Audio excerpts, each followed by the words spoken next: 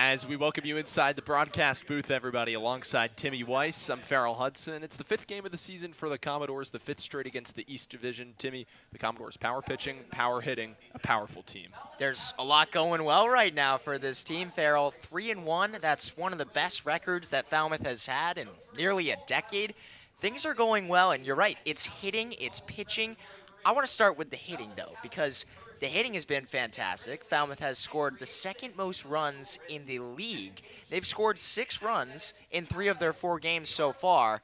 Things are just clicking. They're putting up good at-bats every single game, and it's stuff that you love to see as a coach, and it's why they're winning a lot of baseball games right now. Falmouth winning a lot of baseball games. So are the Harwich Mariners at 3-1 in second place in the East Division. But now we'll turn things over for our national anthem here at Arnie Alman Diamond at Gov Fuller Field.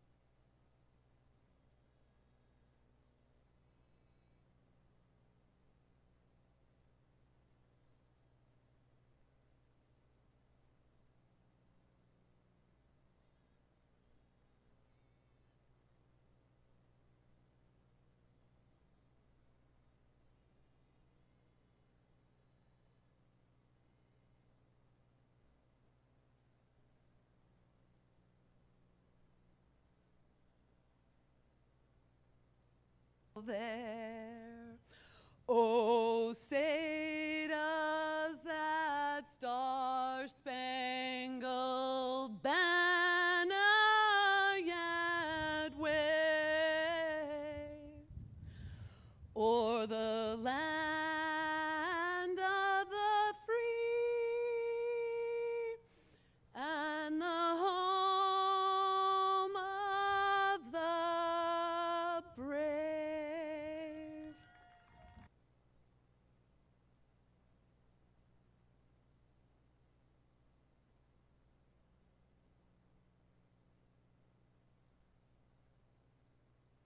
For baseball on a relatively chilly evening, gusts blowing out, Timmy, tonight as we welcome you back here for our broadcast. The Mariners and the Commodores, Farrell Hudson and Timmy Weiss. Third member of our crew, Andrew Hillsman, will join us down on the sidelines, and we were talking about that, Tim. Everything working well offensively as well as the pitching, but offensively you have one of the most balanced lineups that you can have to begin this season.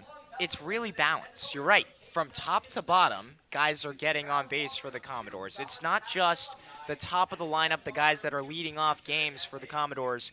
It's all the way down there. I mean, you got Fabio Peralta batting 8th today, and he's been leading off games for the Doors. So all these guys that are putting up good at-bats, they're making it tough for pitchers to do good things. And on the depth chart, you have 7 different Commodores that have played a position in the infield. That really bodes incredibly well. You have Nick Van Tyker playing third base tonight, away from his usual second base position. Ben Slanker gets his first defensive start in right field, and he spent the majority of the time as a designated hitter. So you really love to see Coach Dom work all these different lineup combinations, 5 different unique ones in 5 games. I like that there is a versatility to this team, and that's also something that Jack Dom really likes to focus on.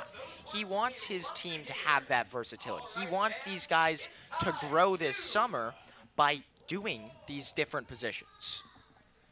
So the first pitch thrown out by Mike Bissonier, as you have his grandson Oliver right there just saying play ball, and you take a look back at that game on Tuesday night against Orleans. Well-balanced offense might be the epitome of the way you describe that game. It was a great game for the Doors, and this is a game that they were cruising for a while. It was 7-1 at one point. There was only 3 runs that Joe Sabbath went out and gave up in the last inning, but the bats were cooking once again, and Ben Slanker as well with his first home run of the season went into the game with no hits, so that was a big plus for the Commodores to see. He's someone as well. I think he could really start to turn on sometime soon. And then you talk the other side of the baseball, Jashawn Unger from Nebraska. I mean, hello, Mr. Harry Houdini. He comes in, bases loaded, nobody out, and he strikes out the side in the top of the 7th.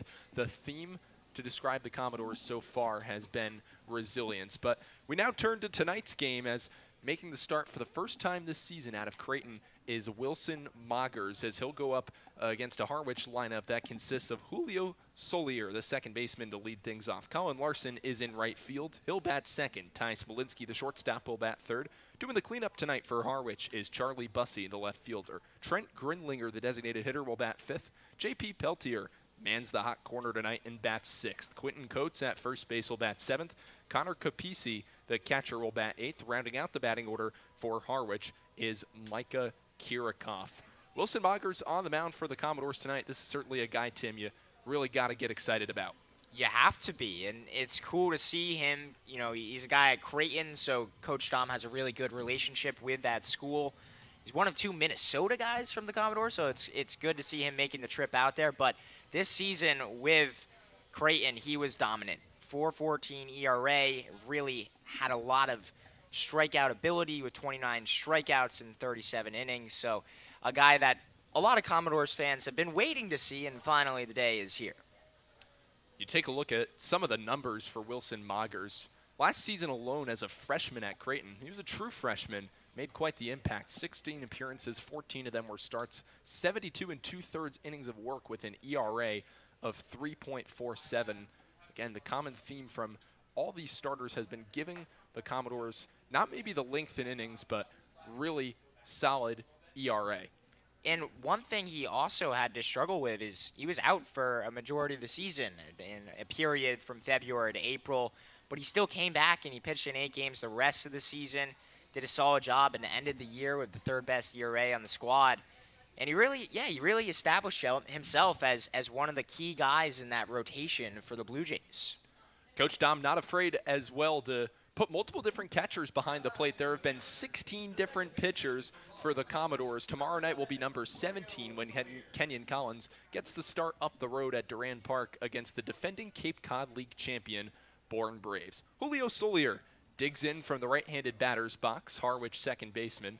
A righty-on-righty matchup to start tonight's ball game. A beautiful night here in Falmouth. Overcast most of the day. Sun starting to peek out. Winds at 25 miles an hour. See if that affects the home run ball tonight. First offering from Moggers is a fastball over the inside corner for strike.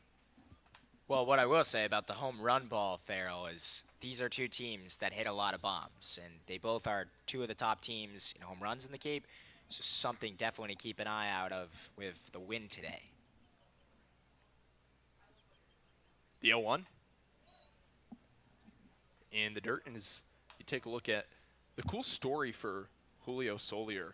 Born in Guayama, Puerto Rico, but an attendee of Springfield Central High School, Massachusetts, only about a 2.5-hour drive here from the Cape.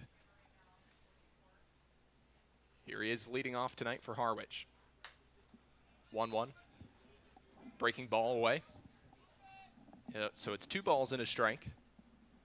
Base is empty, nobody out, just underway on the corner of Davis Straits and Dillingham.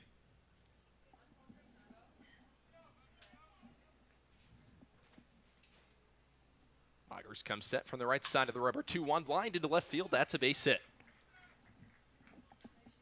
So Solier's aboard with nobody out as he sharply laces the breaking ball into shallow left. And an early base runner for the Mariners. And if you're Moggers, it's not a bad start. You know, of course, it's tough to give up a single to start your outing, but you're still throwing strikes, which is a good sign as you start your early outing here. Just keep pounding the strike zone. Runner on with nobody out. Top of the first inning, just underway in Falmouth. And it's the left-handed hitting right fielder, Colin Larson. First pitch from Moggers. Hit on the ground to the right side of the infield at second base. Fielding it and firing to first is Maley in time for the out. His only play was at first base as the ground ball took him to the forehand side. In the process, Solier advances to second. And it's great to get an easy ground ball after that first single. Help yourself settle in a little bit more.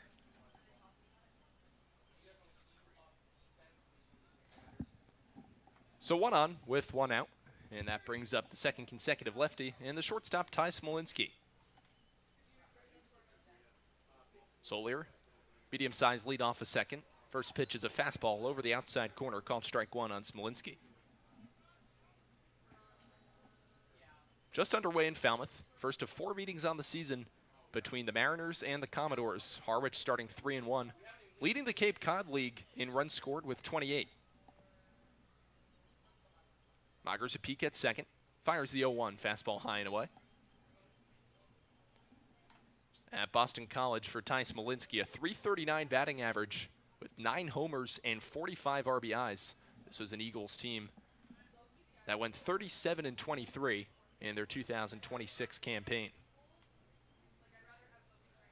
1-1 with 1 out. Breaking ball, line back up the middle into center field for a base hit. Stopping at third base is Solier. And let's get you a look at the Commodores' defense for tonight's game. Nick Van Tyker at third, Konis at short, Maley at second, and Jackson at first. Then from left to right in the outfield, Reebok, Gregor, Slanker, and doing the catching for Moggers is J.J. Kennett.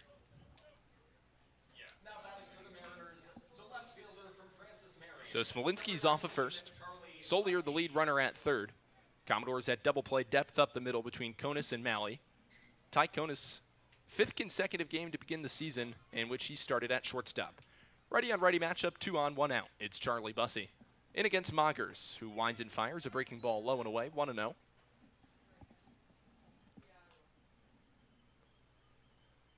Bussey, a native of Graniteville, South Carolina, an attendee of Francis Marion, a Division II school, which he batted .489 this season.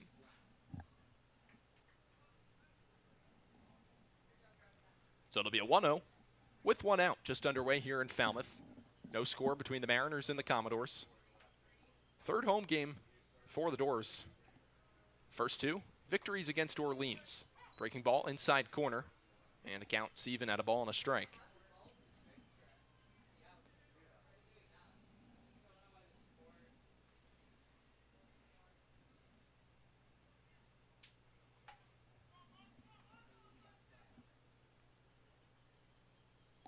One with 1 out.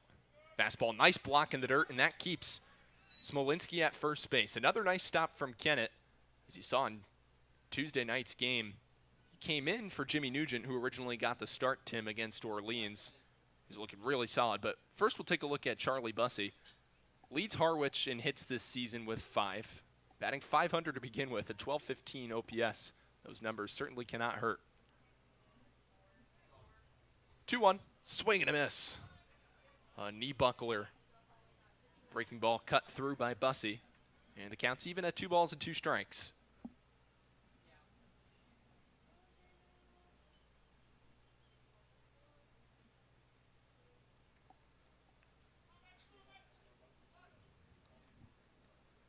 Myers comes set. Home with a 2-2. Breaking ball chopped on the ground, just foul wide of third.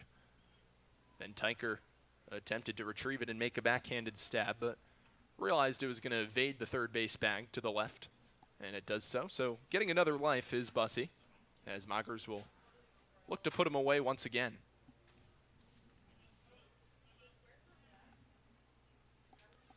This time's called. Coach Dom retrieving the net in front of the Commodores dugout. How about in front that? of the 2 bat boys. The netting where the 2 bat boys are behind, obviously to protect them. It fell over, and the handle of it actually looks like it was broken on the side. So Coach Dom came out. He had to help fix it. Make sure to protect the bat boys. That's always very important.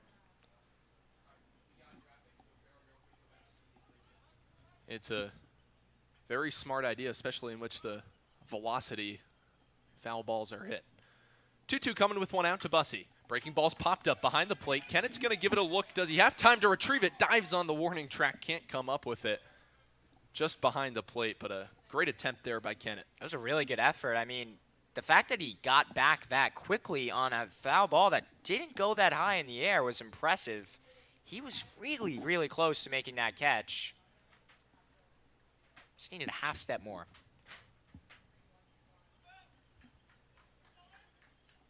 Yeah, have the two position players for the Commodores from Baylor in the lineup tonight. Pearson Reebok in left. J.J. Kennett behind the plate. 2-2. Chopped on the ground, foul. Wide of third again. Great at-bat being put together by Bussey.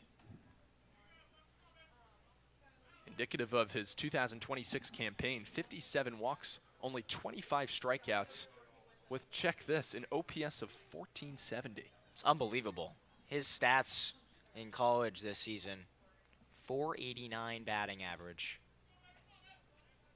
Loggers will look to put Bussey away again. 2-2 with one out. Fastball high. Throw down to second base from Kennett. Tag applied in time. Throw to the plate, not in time.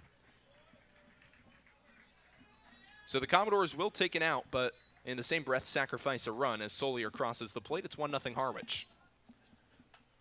It's a tough call right there. I mean, Harwich got exactly what they wanted. They scored the run, and that's all they care about. It doesn't matter if the runner got out at second. We've seen that happen this year already on a first and third play. The only difference was there was 2 outs, so I'm surprised that Falmouth decided to go all the way down to second with that. Payoff pitch with 2 outs and the bases empty is fisted to the backhand side of shortstop Conus. The long throw across the diamond, strong and in time to get the Commodores out of the top of the first inning. So in the inning, for Harwich, 1 run on 2 hits, no errors, and nobody left on base. Half an inning through, 1-0 Mariners on Cape League TV. The Cape Cod Baseball.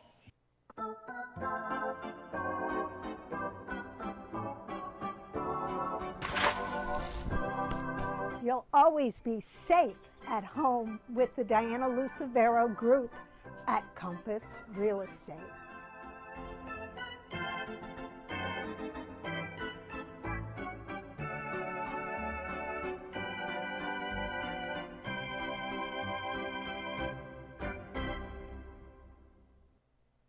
Hi, I'm Michael Kasparian, President of the Falmouth Chamber of Commerce. The Chamber is here for the benefit of the whole community. Whether you're a local business or a visitor, Falmouth has endless offerings, from its beautiful beaches and historical sites to its local shopping and eateries. The Chamber bridges the 8 villages, providing visitors with all the tools to make their trip one to remember. Our visitor center is located in downtown Falmouth, just off of Main Street. Come by and meet our team.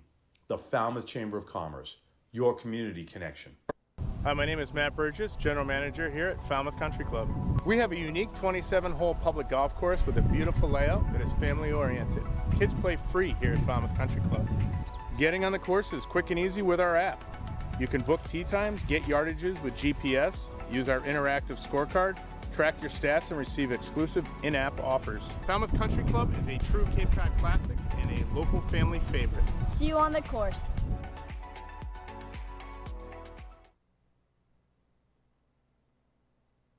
Welcome back to Cape League TV, the Harwich Mariners and the Falmouth Commodores, as I'd like to remind you that Milton Cat is proud to power the Cape all summer long. Without further ado, let's get to the Falmouth Commodores starting lineup this evening. Ty Conus is the shortstop. He'll lead off. Gavin Greger in center field will bat second. Riley Jackson is the first baseman who will bat third. Ben Slanker, who had the solo shot in the bottom of the 6th inning on Tuesday night against Orleans, he'll clean up. J.J. Kennett is the catcher who bats 5th. Batting 6th is Pearson Reebok in left field.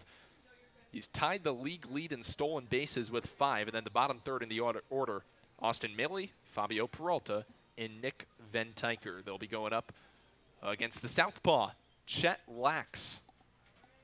The junior out of NC State had himself a really solid 3rd season with the Wolfpack. It's Conus to lead off, lefty on righty matchup. First pitch is an outside corner fastball.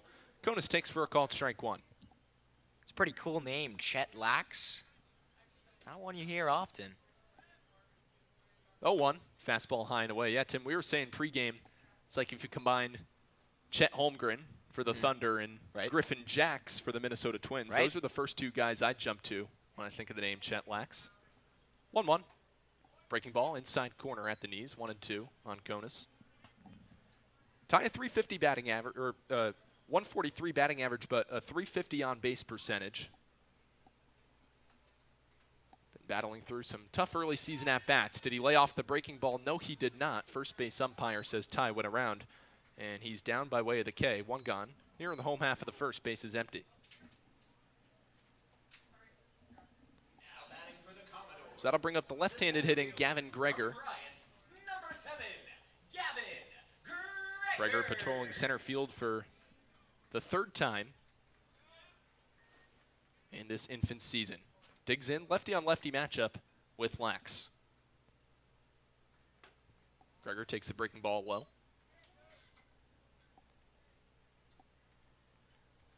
For Gavin on the season, a .263 batting average. He's had 5 hits, stolen a bag, bunted, double on Monday against YD. Feels like what hasn't he done from the plate so far, Tim, as he chops one foul? He's looked incredibly comfortable, especially these last 2 games.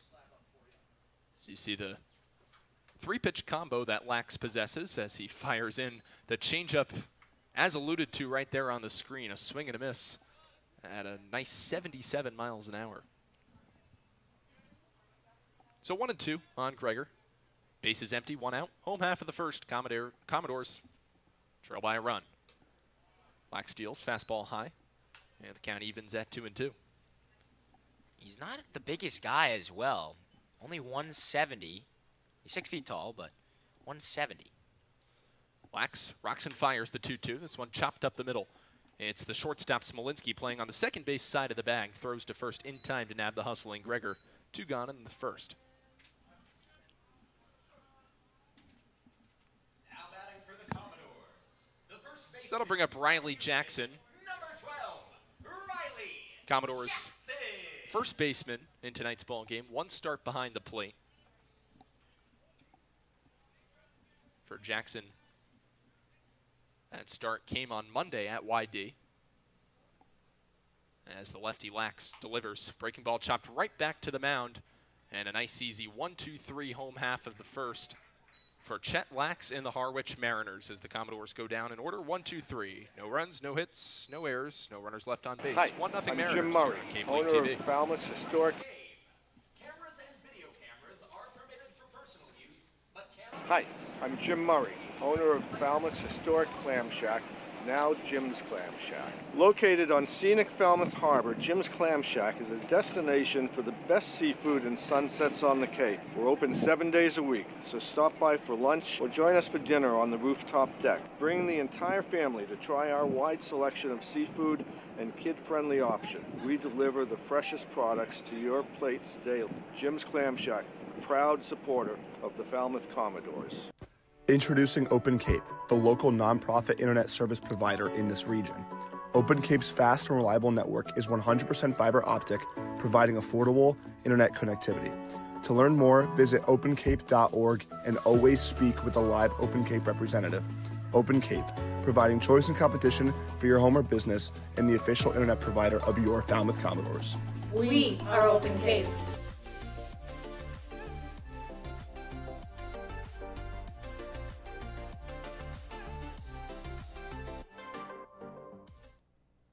Are you looking for that perfect pregame meal? Supreme Pizza has you covered. Its extensive menu has everything from pies and calzones to salads and subs. And with its online ordering system, delicious food is just 1 click away. It's an honor to support the Cape Cod Baseball League. Supreme Pizza is open every day of the week. Order online or stop by their store located at 147 T-Ticket Highway and try a slice today. Welcome back to Cape League TV. Commodores and the Harwich Mariners on a 75-degree evening from Arnie Allen Diamond at Gov Fuller Field. Feels like 70, though, and has the wind depicted in our graphic 18 to upwards of 32 miles an hour. Blowing to the north, that might help the home run ball, Tim. It will, and we already discussed how these teams have a lot of power, so that's definitely something to watch out for. And also, by the time this game gets towards the later stages, you know, when it's 7th, 8th inning, it could get a little bit chilly here. Below 65, possibly. It's the 5, 6, and 7 in the Harwich order to dig in against the righty throwing Moggers in the top of the second. It's Trent Grindlinger to lead off as he fouls off the first offering. Grindlinger followed by Peltier and Coates, designated hitter, third baseman, and first baseman for the Mariners.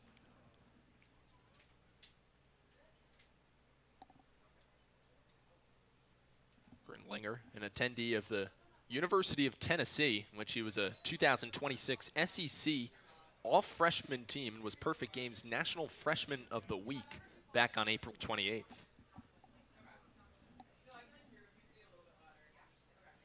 1-1 with nobody out. We're in the top of the second on a double steal, in which was successful for Solier as he crossed the plate from third. There's a swing and a miss from Grindlinger, a ball and 2 strikes. But a double steal attempt that was half successful, but the half that was successful was the run that scored, Tim, and that's the difference in the ball game so far, 1-0. Magers set from the right side of the rubber, 1-2 with nobody out, breaking ball low. And first and third plays are always a tough situation, and when it's early in the game, it's a little bit different than if it was the 7th, 8th inning with that situation. I think Falmouth wouldn't have been as aggressive. Time called by Grindlinger. A .345 batting average in his freshman year. 8 homers and 29 RBIs. An OPS just south of 1,000 at 986. Force to be reckoned with. He'll await a 2-2. From Magers. Fastball, it's shattered bat as rolls over to Konis at short on 3 hops. The throw across the diamond in time, 1 gone. You can hear the bat snap from here. It's loud. That's a good sign for Magers. They always say keep the ball low in the zone, Tim. That's exactly what Magers has been able to do throughout the course of tonight. 3 of his 4 outs recorded via the ground ball. The other one by his battery mate, a caught stealing from J.J. Kennett. Second consecutive righty-on-righty matchup to open up the visitors' half of the second. It's third baseman J.P. Peltier squares to bunt, draws it back on a breaking ball in the dirt, 1-0. 1 run on 2 hits and no errors for the Mariners across an inning and a third. Commodores went down in order 1-2-3 in the home half of the first. 1-0 for Magers. Fastball inside corner, 1-1.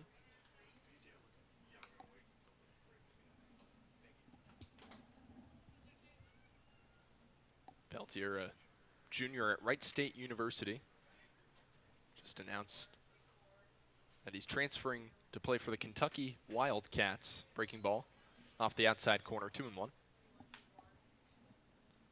And he really had his breakout game last time out against Katuitt. 4 RBIs, which equals a team high on the whole season. Magers steals the 2-1. Breaking ball, rolled foul. 2 balls and 2 strikes with 1 out, and the base is empty in the Mariners' half of the second. .294 batting average for Peltier at Wright State this season. 10 homers, 54 RBIs. Got on base at a high clip, too, courtesy of the walk, 33 of those.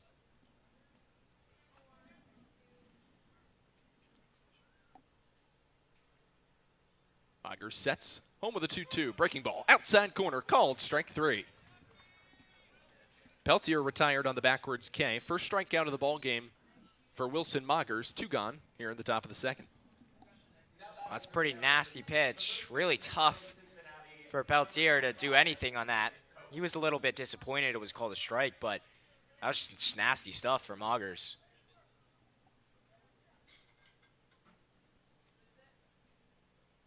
Magers, and his start as a Creighton Blue Jay, pitched to an opposing batting average of .217. Lined into right field for a base hit off the bat of Quentin Coates. Second consecutive inning to open the game with a base hit for Harwich.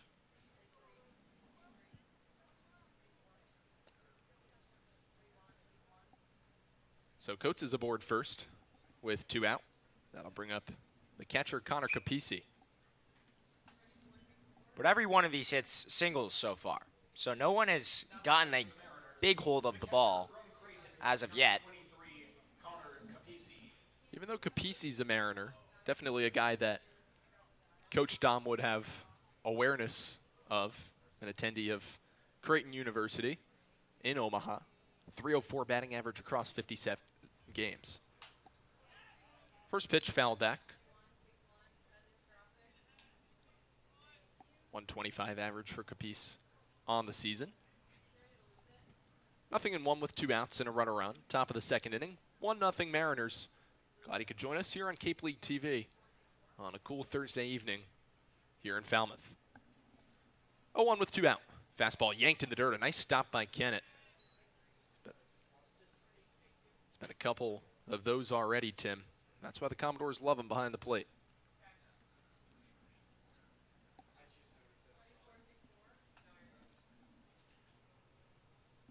Medium-sized lead off of first base for Coates. 1-1 breaking ball. Line down the left field line. It's just going to hook foul. A nice piece from Capisi, nonetheless. A ball and 2 strikes.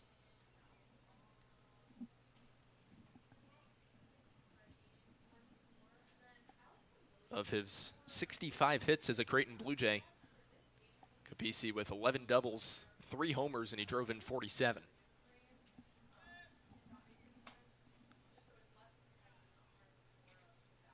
Away to 1-2 with 2 out.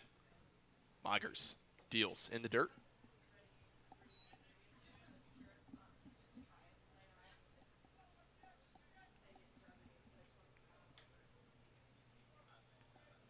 Micah Kirikoff, center fielder, rounding out the order for the Mariners tonight, awaits on deck.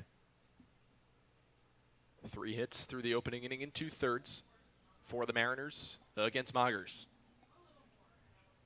2-2 with 2 out. Fastball's popped in the air.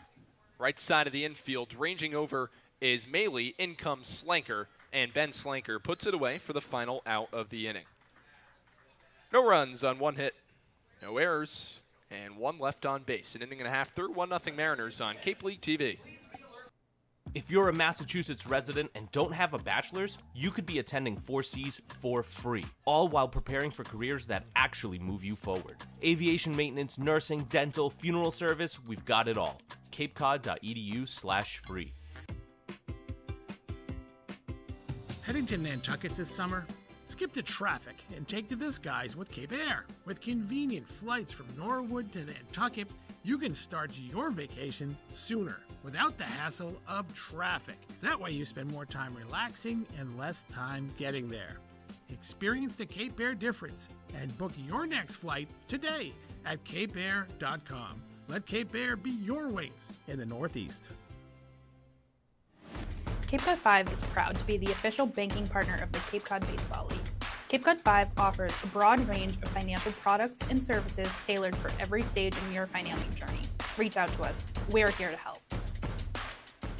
Life can be full of surprises, but Eastern Propane and Oil is always just a call away. With a local team member available 24/7, we're always ready to support you when you need it. With an Eastern Propane and Oil technician on the way, your family's comfort is our priority.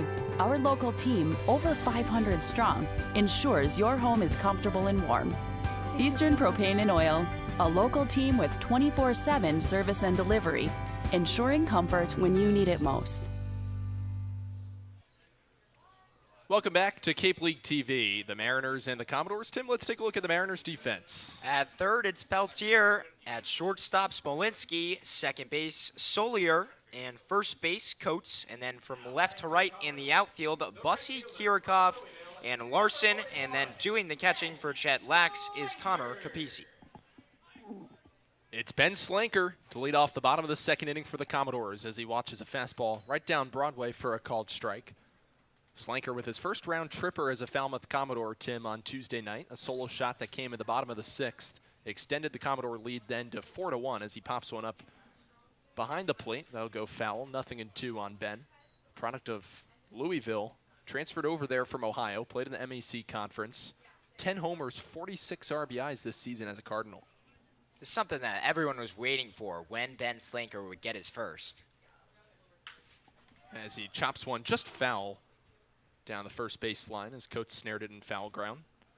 So it'll be an 0-2 to Slanker once again. But you think of 21 homers, but more impressive, 69 RBIs in 43 ball games at Ohio last year. A limited sample size, but played well in Jamestown, New York in the Perfect Game League. Only got 64 plate appearances there. Waits a 0-2, nobody out. As the changeup softly thrown inside. And it's a ball and 2 strikes. And it was so great to see because he started the season poorly and didn't have a hit until Tuesday. 1-2. Line foul. And you could see Slanker Look at the replay in the game against Orleans on Tuesday night. He got a 2-1 fastball that was off the plate. The pitch before he went deep.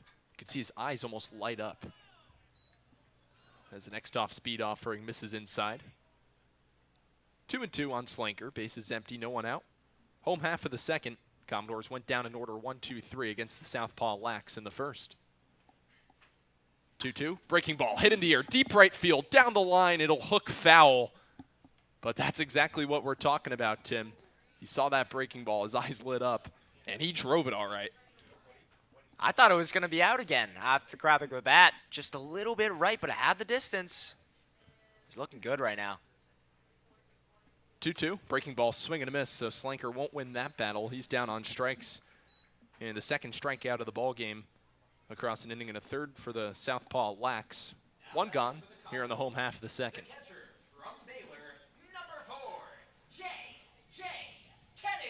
And here's J.J. Kennett with one out. 10 at-bats so far across 3 games. He scored a run, had 2 RBIs in the home opener against Orleans on Saturday night.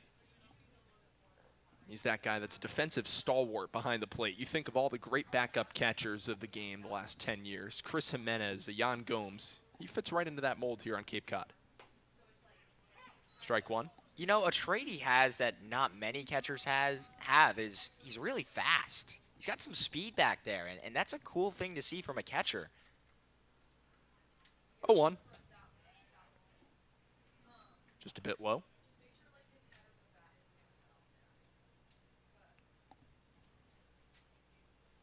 Saw Kennett play a little bit of first base the other day as well. Riley Jackson has rotated into the mix of playing first. Soft changeup outside at 75 miles an hour. Very solid 13-mile-an-hour difference between Lax's fastball, which throwing 88 from the left side of the rubber at 6 feet tall. Certainly impressive. This one rolled on the ground to second. It's Solier up with it. Throws to first in time. 2 gone. That'll bring up Kennett's sidekick and teammate from Baylor in Pearson Reebok.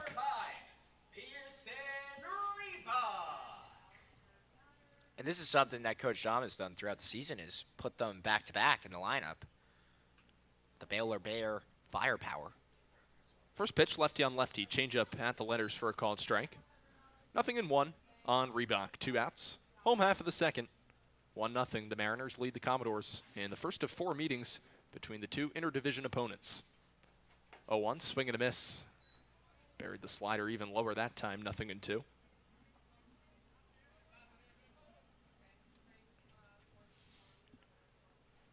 Reebok, a .250 batting average, 3 hits in his opening 12 at-bats. Breaking ball low and away, 1-2.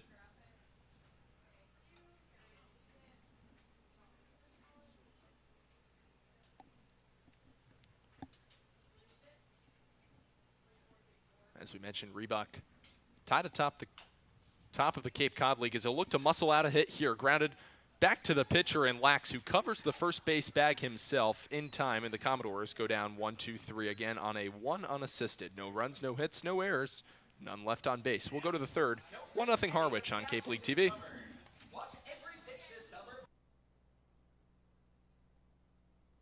If you can dream it, if you can cruise in it, if you can summer in it, fish from it, or take it for a day at the beach, we can protect it.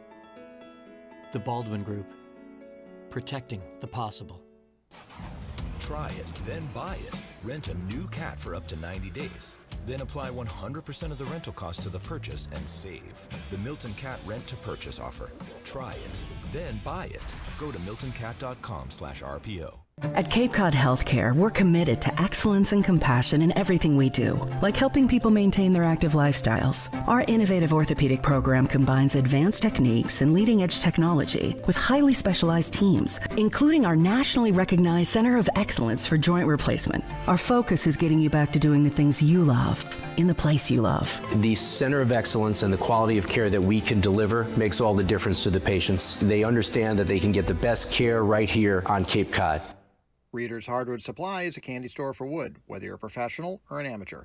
Reader's Hardwood Supply carries over 70 species of both domestic and imported lumber from around the world, displayed in over 300 self-serve bins for your selection. So for your next project, make it your masterpiece with stock from Reader's Hardwood Supply. The woods of the world are here at Reader's Hardwood Supply. Welcome back to Arnie Allen Diamond at Gov Fuller Field. This broadcast is a copyrighted production of the Cape Cod Baseball League. Any authorized duplication, retransmission, or other use is strictly prohibited. We head to the top of the third. It'll be the 9, 1, and 2 in the Mariners order. Kirikoff followed by Solier and Larson. First, it's the center fielder, Micah Kirikoff.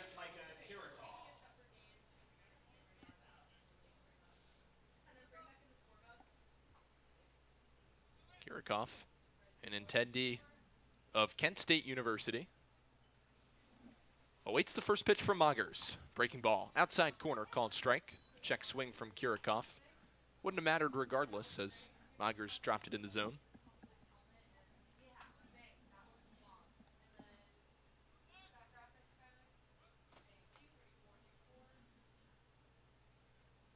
Wilson sets and deals the 0-1. Breaking ball popped up behind the plate, foul. Kirikoff, a native of Indianapolis, Indiana, same neck of the woods as our good friend and third member of our team, Andrew Hillsman. He's ranked the number 65 overall player in the state of Indiana in high school. The number 10 outfielder, was an MLB Nike RBI Central Regional Tournament Home Run Derby champion. Still searching for his first base knock here on Cape Cod. Waits an 0-2 from Moggers. Breaking ball, swing and a miss. Nasty over the inside corner. Kirikoff retired for the first out. And you can see him settling in because the first inning he had 2 singles allowed. Second inning he gives up 1, but still a pretty clean inning. Now he starts off with a strikeout. He's starting to feel himself. It's good to see for Moggers. It's back to the top of the batting order. And the righty hitting second baseman Julio Solier came around to score the lone run of the ball game for Harwich in the top of the first. Single and a couple stolen bags, including a steal of home plate. Rolls this on the ground to Maley at second. Up with it, throws to first. It's high, but Jackson retrieves it for the second out.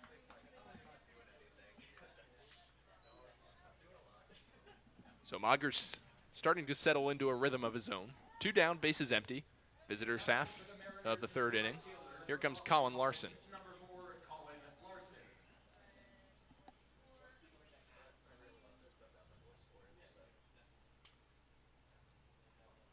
Larson, another fellow Massachusetts native.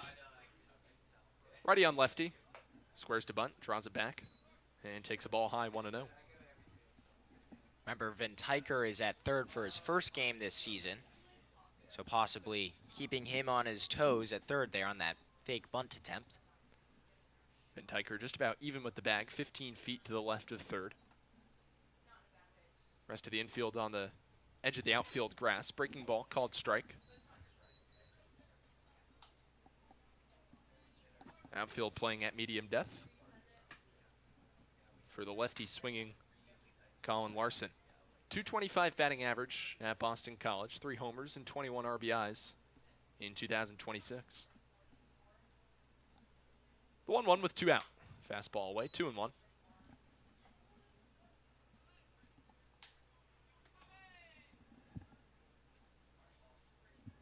Moggers in search of his first 1-2-3 inning of the night.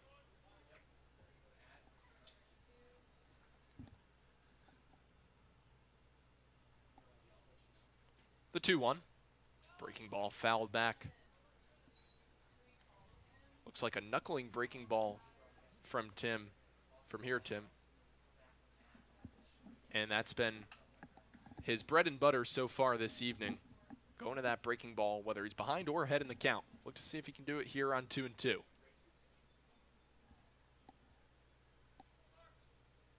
Moggers sets from the right side of the rubber, deals, and it's popped up. Shallow center field. In charges Gregor. Comes way in now and puts it away to make the catch for the final out of a 1-2-3 top half of the third. No runs and no hits, no errors, none left on base. 2.5 through, 1-0 Harwich on Cape League TV.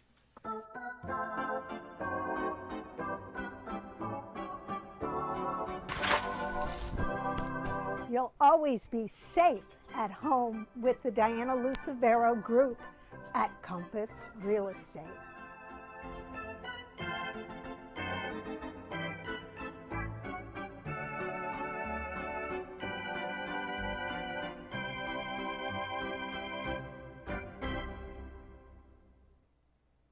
Hi, I'm Michael Kasparian, President of the Falmouth Chamber of Commerce. The Chamber is here for the benefit of the whole community. Whether you're a local business or a visitor, Falmouth has endless offerings, from its beautiful beaches and historical sites to its local shopping and eateries. The Chamber bridges the 8 villages, providing visitors with all the tools to make their trip one to remember. Our visitor center is located in downtown Falmouth, just off of Main Street. Come by and meet our team. The Falmouth Chamber of Commerce, your community connection. Hi, my name is Matt Burgess, General Manager here at Falmouth Country Club. We have a unique 27-hole public golf course with a beautiful layout that is family-oriented. Kids play free here at Falmouth Country Club. Getting on the course is quick and easy with our app. You can book tee times, get yardages with GPS, use our interactive scorecard, track your stats, and receive exclusive in-app offers. Falmouth Country Club is a true Cape Cod classic and a local family favorite. See you on the course. Welcome back to Cape League TV. Andrew Hillsman here on the sidelines, and it's a windy one, guys. You can tell by probably the noise coming through the microphone, but the American flag in right field has been waving all afternoon, and the wind shows no signs of stopping. A couple innings ago, Ben Slanker almost hit another home run, pulled it a little bit foul, and the wind just carried it. So the wind has really been a problem here, and it's probably going to continue to be. I was talking to some of the guys in batting practice. They said it was a little weird, but could be a good day for hitters. Guys? Thank you, Andrew. Certainly could, as the bottom of the third inning begins with a breaking ball inside to the righty hitting second baseman, Austin Maley. It'll be the 7, 8, and 9 in the Commodore order. Here in the home half of the third, trailing 1. Maley followed by Peralta and Van Tyker. Fastball low and away, 2-0. The win somehow hasn't really mattered today so far. These pitchers are dealing so far. You could argue it is what caused Ben Slanker's high drive down the right field line to hook foul, so it could be a best friend, could be a nemesis. We'll wait and see. 2-0. Changeup floated over the inside corner for a called strike. 2-1 to Maley, who has 3 hits in his opening 4 at-bats as a Commodore. 2-1. Hit in the air to right field, going back on his horse to the warning track right in front of the wall is Larson as he puts it away for a long first out here in the bottom of the third. So Maley gave it a ride, but to no avail for the Commodores. Now batting for the Commodores, the designated hitter from Miami, number 14, Fabio. So 1 out, and the base is empty. Home half of the third. Lefty on lefty matchup against Lax. It's Fabio Peralta. The .273 batting average for the product out of the University of Miami. In his opening few games as a Commodore, watches a fastball over the inside corner at 86 for a called strike. Peralta this season, a .289 batting average in 38 games started, accumulating 37 hits, 7 extra base hits, a homer, and 29 RBIs. Watches a fastball in at the knob of his bat, 1-1.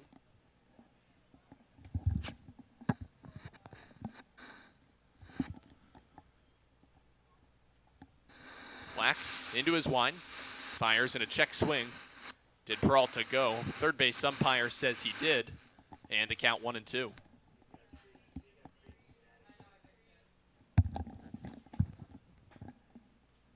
One and two with 1 out. Base is empty. Home half of the third. Commodores chasing a run. Breaking ball, swing and a miss. Jammed him inside. And that's the third strikeout in as many innings for the Southpaw Lax. 2 down in the bottom of the third. Well, the Commodores have had no answer to Lax so far. It was really only the one by Slanker that went foul that they have had any chance of getting a hit today. Everything else has been no chance. Lax in a rhythm. He's retired 8 to begin the ball game as a breaking ball inside.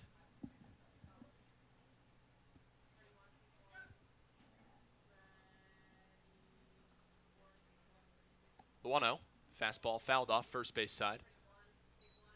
You know, they always talk about the announcers jinx, Tim, but we're working for the Commodores. We can say it. He's got a perfect game going through 2 2/3 innings, so we'll put the announcers jinx out there right now.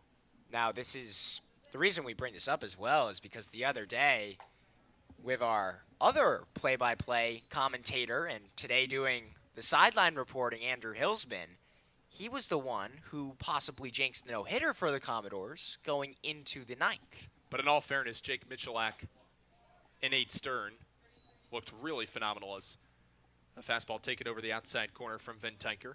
2 balls and 2 strikes. Base is empty. 2 outs. Home half of the third. Commodores down 1-0.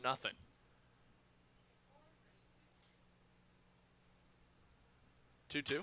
Line back up the middle. That's going to get into center field for a base hit. So the announcer's jinx works to perfection, Timmy. Sure A does. 2-out base runner for the Commodores. Well done, Farrell. You're the Commodores' best player right now.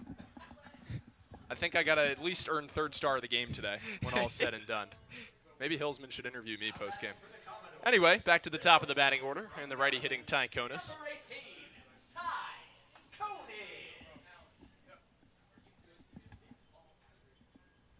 So deja vu all over again. That was one of your themes the other day, Tim, as Konis digs in from the right side, takes a soft changeup over the outer third for a called strike. Konis in his first trip to the plate. A strikeout swinging against Lax. 0-1, soft pickoff attempt over to first base. Just trying to keep Nick Van Tijker modest. 1 stolen base on the season for Nick, as he leads off the first with 2 out. The 0-1.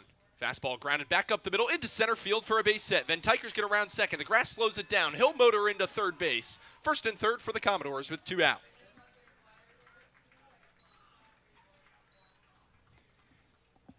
Two base hits in a row, straight up the middle. Exactly what you want to see. A little bit longer at bats, getting better pitches. Now you got a big chance with your hottest hitter, Gavin Greger, up. And hottest hitter indeed.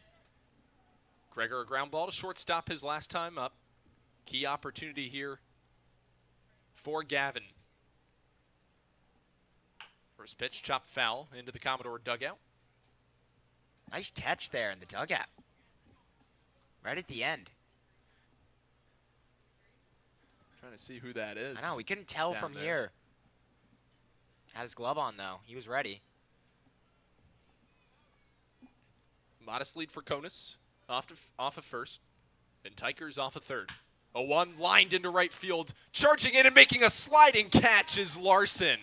What a play made by the Mariners right fielder to get out of the bottom of the third. In the inning for the Commodores, no runs on 2 hits, no errors. 2 runners left on base. We'll go to the 4th. 1-0 Harwich here on Cape League TV. If you're a Massachusetts resident and don't have a bachelor's, you could be attending 4Cs for free, all while preparing for careers that actually move you forward. Aviation maintenance, nursing, dental, funeral service, we've got it all. capecod.edu/free. Heading to Nantucket this summer? Skip the traffic and take to the skies with Cape Air. With convenient flights from Norwood to Nantucket, you can start your vacation sooner without the hassle of traffic. That way you spend more time relaxing and less time getting there. Experience the Cape Air difference and book your next flight today at capeair.com. Let Cape Air be your wings in the Northeast. Cape Cod 5 is proud to be the official banking partner of the Cape Cod Baseball League. Cape Cod 5 offers a broad range of financial products and services tailored for every stage in your financial journey. Reach out to us. We're here to help. Life can be full of surprises, but Eastern Propane and Oil is always just a call away. With a local team member available 24/7, we're always ready to support you when you need it. With an Eastern Propane and Oil technician on the way, your family's comfort is our priority. Our local team, over 500 strong, ensures your home is comfortable and warm. Eastern Propane and Oil, a local team with 24/7 service and delivery, ensuring comfort when you need it most. Welcome back to Cape League TV as we take a look at what ended the bottom of the third. What a play made by Colin Larson. Incredible. I mean, diving catch. Greger got this one so well. It looked like he would score at least 1, and if it got under the glove, it would have scored 2. He had to make the play, and he came up with a fantastic one to end that bottom of the third. So we move along to the 4th. It'll be the 3, 4, and 5 in the Harwich order. in against Moggers, who settled down nicely, allowed 2 of his 3 hits in the top of the third. A 1-2-3, or rather 2 of his 3 hits in the top of the first, a 1-2-3 inning in the top of the third. As they'll face Smolinski, Bussey, and Grindlinger here in the visitors' half. Moggers winding up from the stretch position. Deals a breaking ball low, 1-0. Mariners and Commodores have one thing in common. It's that they're not undefeated because they've both suffered losses to the YD Red Sox, who are atop the East Division right now with an impeccable 4-0 record. Breaking ball, outside corner, 1-1.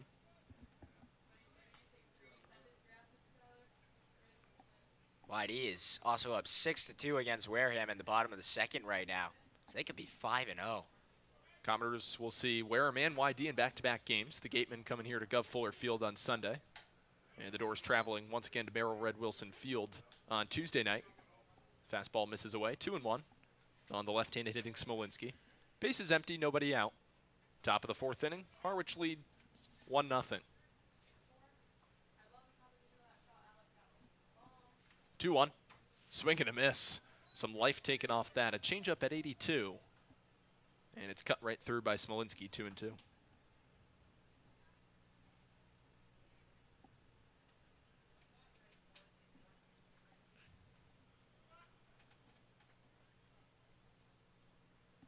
Next offering in the dirt. And Smolinski's worked a full count.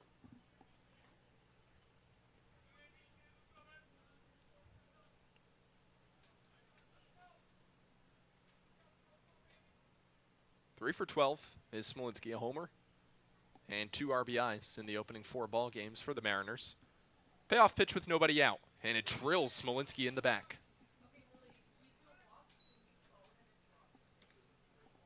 So a hit batsman. The first in that category would have been ball 4 anyway.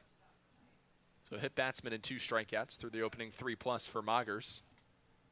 Earned run on 3 hits, but he just yanked it inside. Right, he just yanked this one. Nothing else really to say about it. He's still throwing a lot of strikes, though. 30 strikes, 48 pitches.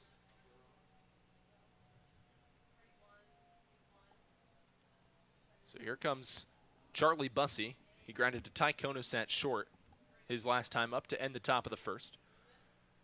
Ready on ready matchup with a runner on and nobody out. Decent size lead for Smolinski off the first base bag. First pitch to Bussey's a called strike. Bussey built off his 2025 Conference Carolinas Player of the Year campaign. Put up some of the best numbers in all of Division II baseball in 2026. He was their Conference Player of the Year. I was going to say, you have to be representing your conference or school well, earning some pretty high accolades, Tim, to come out of Division II and play in the Cape Cod Baseball League. Well, when you have numbers like that, I think anyone would be calling to get you in their summer baseball league and beyond that, hopefully for him someday. 0-1 with nobody out. Dribbled on the ground to third, and Van Tyker can't snare the hop as it goes into left field. So Van Tyker on an in-between bounce looked to pick the short hop. He's unable to. And with nobody out, 2 runners on for the Mariners. It'll go down as an error on Van Tyker. And it's a tough play. It was coming in really hot, and it is one of those short hops that you kind of have to decide whether you're going to charge in or you're going to sit back and let it come to you. He kind of got caught in between on it. And it is sometimes can take a little bit of funny of a hop, so tough one there for Van Tyker. So it's Greenlinger, second consecutive righty-on-righty matchup, 2 on, nobody out. Breaking ball, popped up behind first base. It's going to be a long run for Riley Jackson towards the Doors bullpen. It'll bounce near one of the mounds, but just be a long strike 1. Well, some of the bullpen pitchers almost had to get out of the way there of that ball. Almost ran right at them, pitching and warming up. Looks like Kaysen Murphy getting hot in the Falmouth bullpen. Smolinski leads off a second. He was plunked. Charlie Bussey reached on the E5. He leads off a first. Nobody out. Top of the 4th inning. 0-1 coming from Moggers. Fastball way outside, 1-1.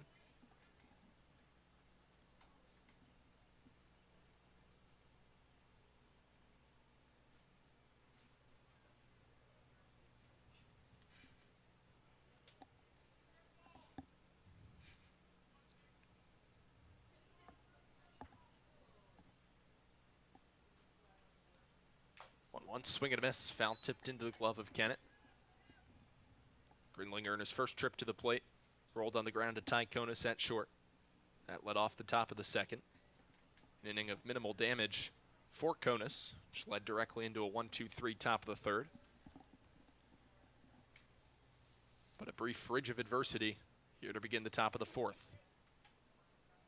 Lager sets, fires the 1-2. Backhanded snare in the dirt from Kennett. Another nice stop. He's had 4 or 5 pitches in which he's stopped in the dirt that has prevented the extra base today. It's been huge, especially in a game where there's no outs so far in this inning. Can't let runners get to second and third.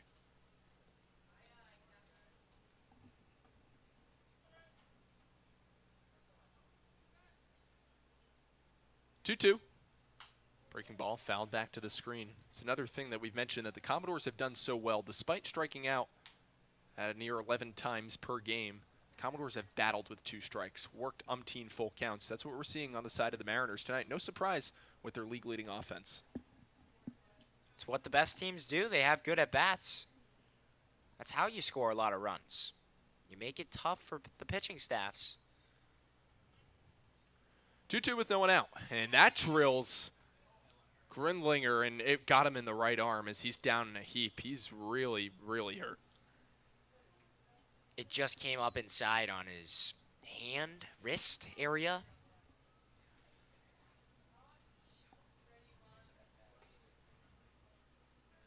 It looks like actually it caught him just in between the bicep and the forearm, right in that middle area. It's going to leave a big bruise.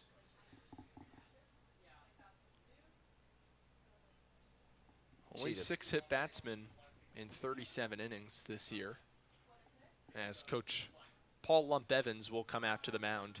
If there's anybody that knows how to cool a pitching staff, keep them collected, it's Coach Evans. As we mentioned on Tuesday night, 34 seasons coaching at Missouri State, 33 of which a player signed a pro contract. 14 have appeared in Major League Baseball, as Murphy continues to get loose in the bullpen for Falmouth. But now you got the bases loaded, nobody out. It's crunch time, Tim, early for the Commodores. Well, you saw yesterday Jay-Sean Unger with no outs, bases loaded, and he was able to get out of it, surrendering no runs. He had 3 strikeouts in a row. Now, I'm not saying that it's going to be easy for Wilson Mongers to do the same thing that Jay-Sean Unger did, but he needs to get a little bit of that inspiration in him. Maybe Paul Evans was talking about that to him. So we'll look to see if the congregation on the mound proves pivotal for the Commodores. J.P. Peltier, right-handed hitting third baseman, steps to the dish with all 3 ducks on the pond for the Mariners. It's Smolinski off of third base, Bussey off of second, Grinlinger's off of first.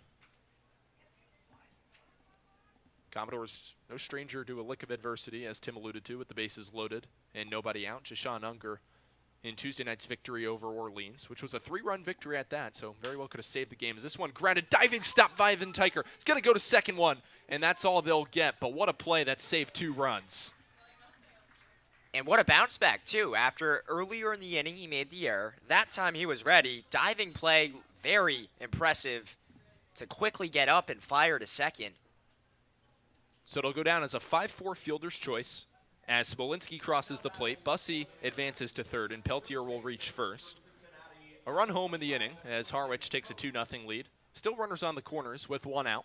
Middle infield's at double play depth. Holding the bag at first is Jackson. Riley Jackson making his 4th start at the first base position this evening. Righty-on-righty matchup. First pitch is a breaking ball low and a fake there by J.J. Kennett. As taking second easily is Peltier.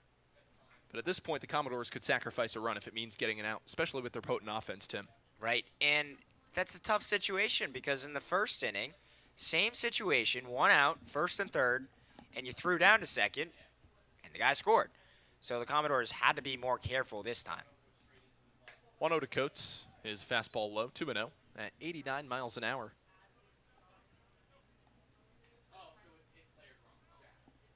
No hits in the inning, but an error from Van Tyker, you could certainly argue, was made up on that beautiful stop, especially with Pearson Reebok shading closer to the left center field gap. That would have easily scored 2 runs, especially with the slow grass.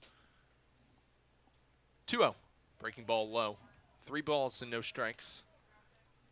Mager's in danger of walking to load the bases again. Murphy continues to stay loose in the bullpen. Connor Capisi, Harwich catcher, patiently awaits on deck. 2 runs on 3 hits and no errors for the Mariners. No runs on 2 hits and an error for the Commodores. The 3-0 with 1 out.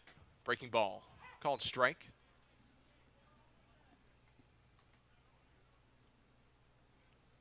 Mager's in 37 innings at Creighton this year, yielding a 4.14 ERA. A positive record of 3 wins and 2 losses. 18 walks and 29 strikeouts. Whip a bit higher at 1.32. This one chopped back up the middle. Conus' only plays at first. He'll make it a forehand snare as he fires across in time. Another run crosses the plate in Bussey. It's 3-0 Harwich.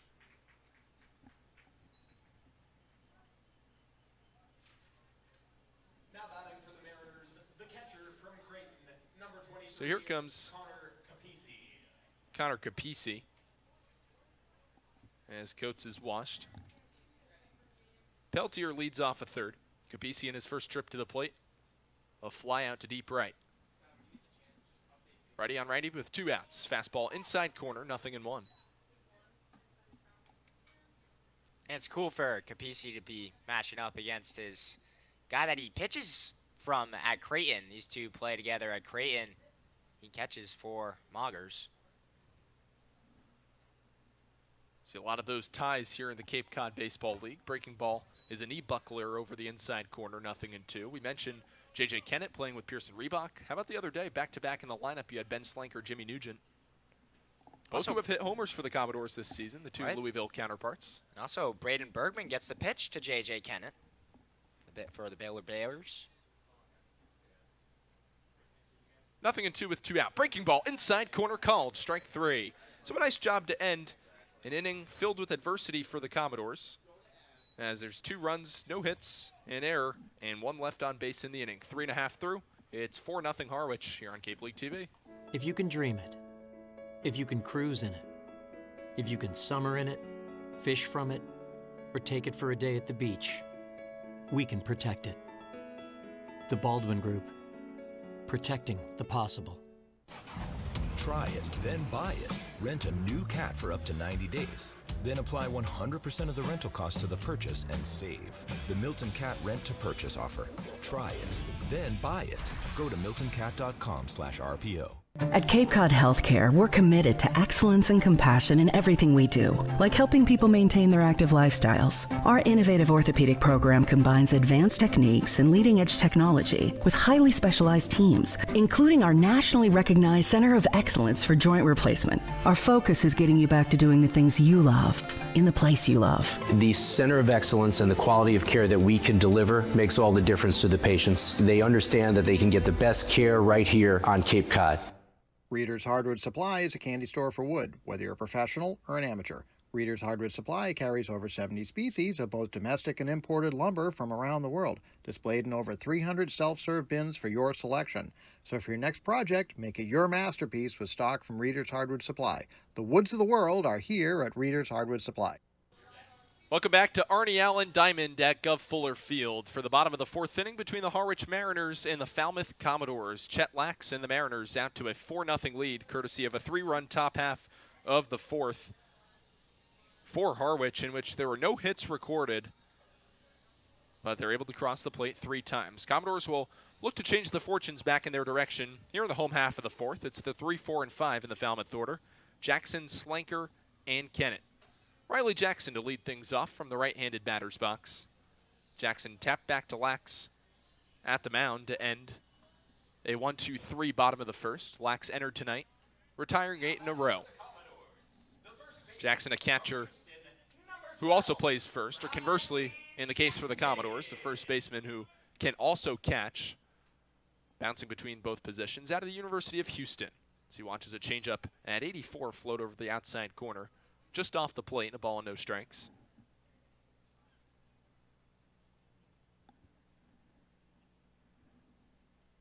One-0, swing and a miss. Soft changeup worked to perfection. That time it did nick the corner, and Jackson cut through it 1-1. This season at Houston for Riley Jackson, 9 homers and 29 RBIs. He can certainly swing it. Breaking ball popped up at first base, racing over towards the Commodores dugout. It's Coates. He's got room on the warning track, and he puts it away to retire Jackson for the first out.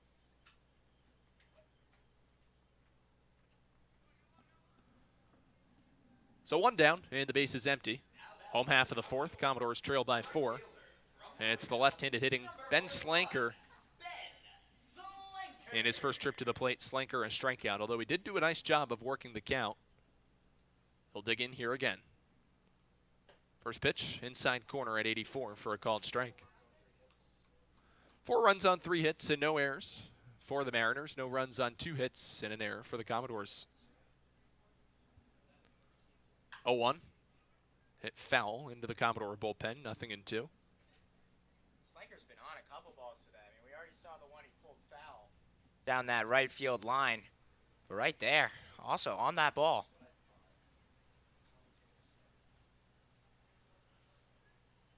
It'll be an 0-2 with 1 out and the base is empty. Whacks into his line, delivers, and it's grounded into right field for a base hit, just past the outstretched reach of the second baseman Solier. A wide turn for Slanker at first, but he'll put on the brakes and stop right there. A 1-out single for the Commodores cleanup man. He's keeping it going. Just got to get the ball in play, get some bats on ball. If you're the Commodores, you need to get more balls in play. They've had a couple grounders already, but they just haven't really found the right spot. Finally, Slanker finds it into the hole there for a single.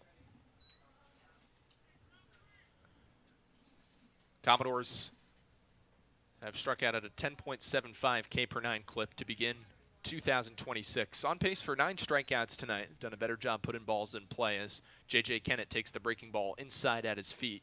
1-0. Ready on lefty matchup. 1 on with 1 out. Bottom of the 4th. Commodores down by 4. 1-0 is popped into shallow right field. That's going to scoot out of play. 1-1. Kennett, one of 3 catchers in the rotation for Jack Dom's Commodores. So, J.J. Kennett, you've seen Jimmy Nugent and Riley Jackson. Kennett the leader, however, at the position with 2 starts behind the plate. And looks really comfortable back there tonight.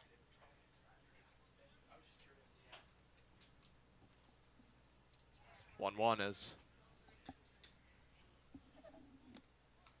pick-off attempt.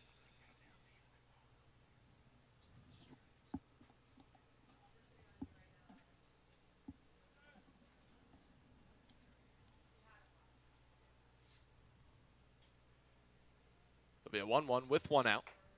Breaking ball high, 2-1.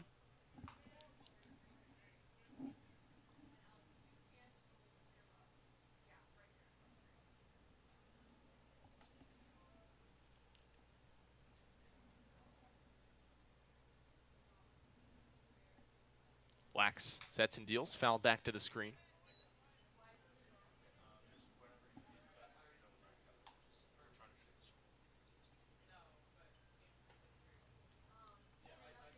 So check that, a 3-0 game. We are waiting to update the score bug currently right now, but 2 runs came in the top of the 4th inning. A lot of base traffic, Tim. I think that's where we all maybe got a little bit confused, but it's a 3-0 ball game right now. Harwich ahead of Falmouth.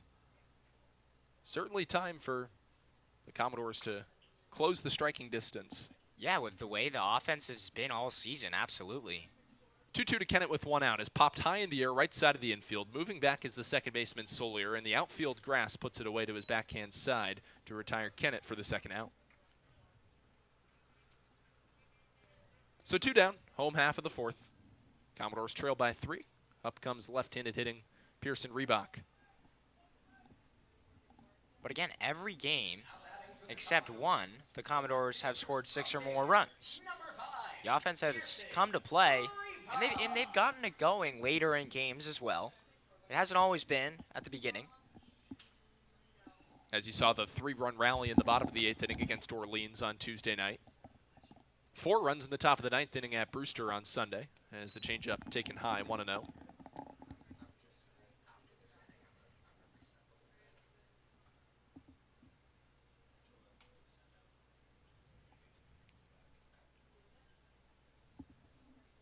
Commodores averaging 6.5 runs per game to begin 2026. Fastball catches the outside corner, 1-1.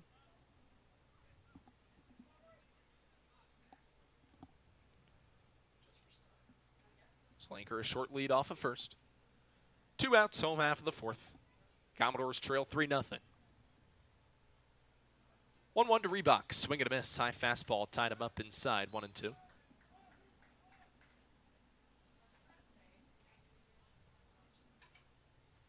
Look to see if manager Jack Dom and Coach Evans option to bring Murphy into the ball game for the top of the 5th. Or they let Moggers go out and try and become eligible for the win should the Commodores come back in the bottom half of the inning. Reebok fouls it at home plate. He'll remain alive.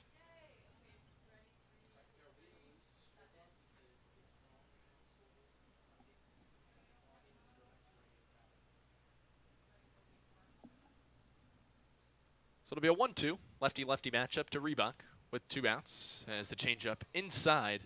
A nice take from Reebok. It's always a dangerous one with 2 strikes, Tim. It sure is.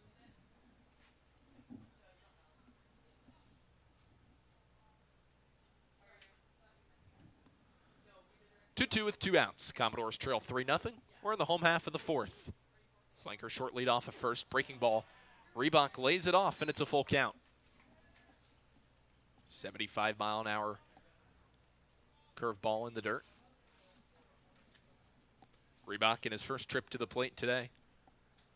Grounded on a rare one unassisted play back to the mound as he had Coates playing far off the first base bag.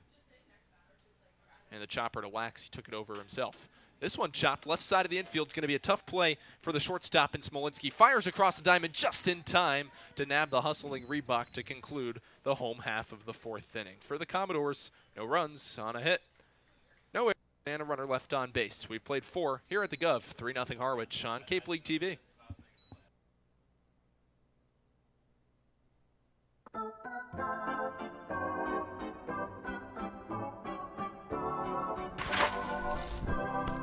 You'll always be safe at home with the Diana Lucevero Group at Compass Real Estate.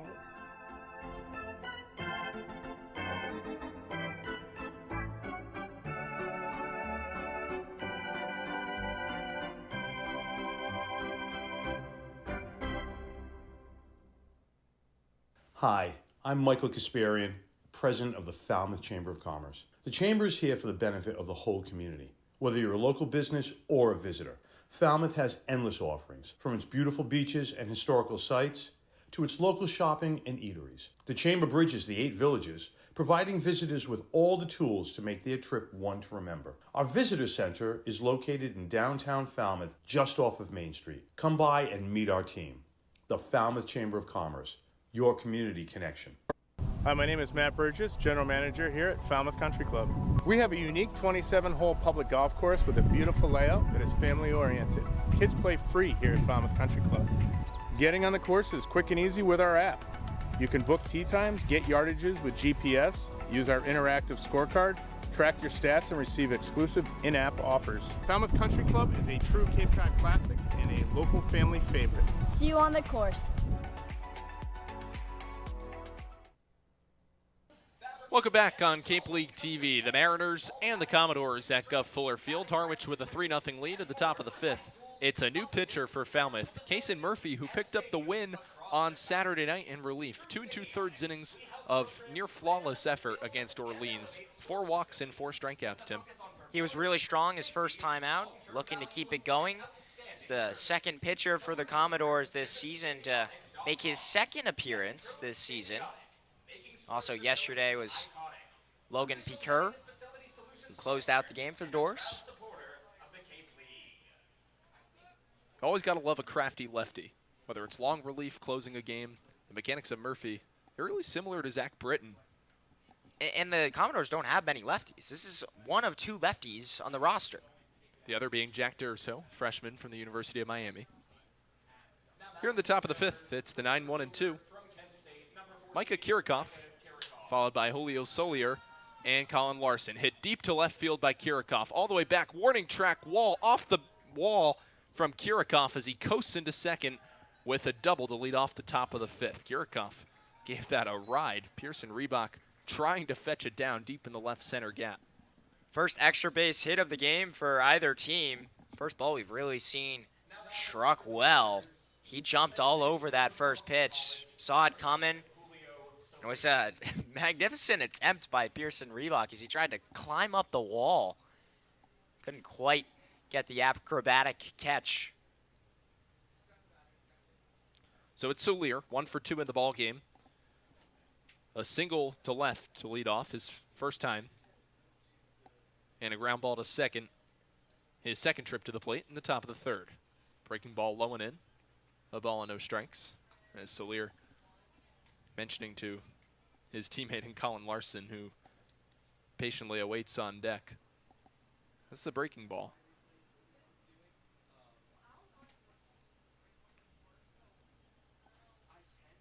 (1-0) for Murphy. Breaking ball low and away. Kirikoff a wide lead off of second. For those, if you're just joining us, a run in the top of the 1st for Harwich, 2 in the top of the 4th. And that's where we stand. Commodores 3 hits, 2 in the bottom of the 3rd, 1 in the bottom of the 4th.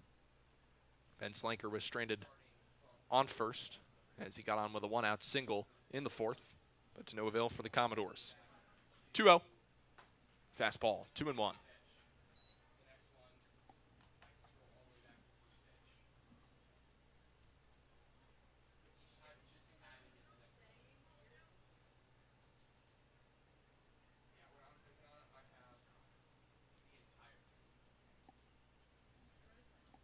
(2-1) for Murphy. Lined into right field. That's going to drop down for a base hit. Kirikoff's going to have a hard turn around third base. He'll stop right there. He's coming up throwing with a beautiful dot to Kennett. Now he's going to fire down to second to try and nab Solier, who takes advantage of the extra bag.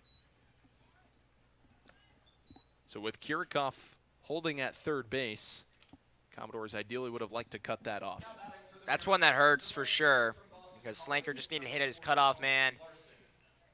And instead, now you got runners on second and third with no outs. Pretty tough spot here for Cason Murphy as he enters this game. And the Commodores are playing the infield back, so they'll let the run score to get an out. It's left-handed hitting Larson. 3rd trip to the plate today, 0 for 2 with a ground out and a fly ball to center. First pitch, breaking ball, outside corner, 0-1. Larson still on 308 on the season, tied atop the league lead in stolen bags with Pearson Reebok with 5, excuse me. Reebok had the 4 in one game, which was incredibly impressive. Amazing. That's where the number 4 came from. A 1 swing and a miss. Nice frisbee slider over the outer third of the dish, 0-2. Solier and Larson, a 1-2 counter punch from Boston College as well.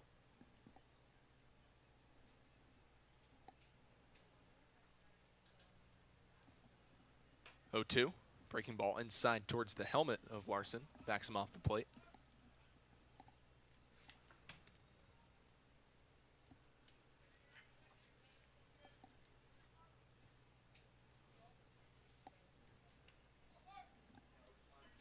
Murphy comes set, left side of the rubber. 1-2 with nobody out. Swing and a miss. Big strikeout for Cason Murphy and the Commodores. 1 gone.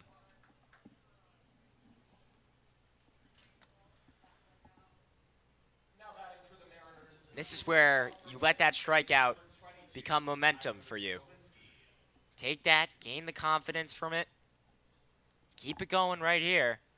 Still a 3-0 game. Commodores have plenty of time to come back, but you don't want to make it more than this.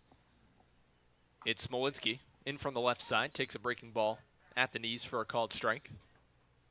Murphy doing a good job against the left-handers, burying it for a strike over the outside corner. Certainly not in the happy zone of some of these pull side hitters. 0-1. to Smolinski as he chops the high fastball foul behind the plate. 0-2.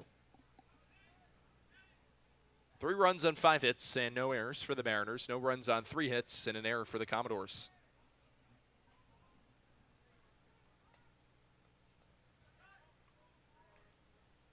First of 4 meetings on the season between Harwich and Falmouth, and it's the 5th of 5 consecutive ball games to open up play in the 2026 season for Falmouth against an East Division opponent. Breaking ball inside on 0-2. Commodores wanted the strike 3 call in the dugout. Didn't get it, and it's 1-2.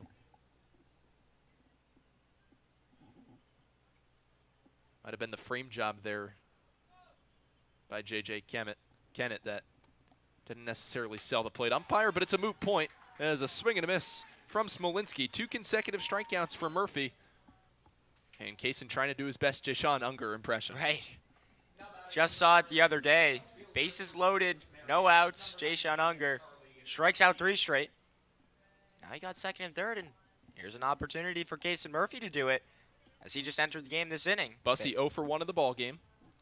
A bouncer to Konisat short in the top of the first. Reached on an E5. One that proved pivotal against the Commodores as he came around to score in the 4th. Takes a breaking ball, low and in at the knees for a called strike 1. 0-1, 2 outs, top of the 5th. 2 runners in scoring position for the Mariners, bestowing a 3-0 advantage. 0-1 for Murphy. Breaking ball high, 1-1.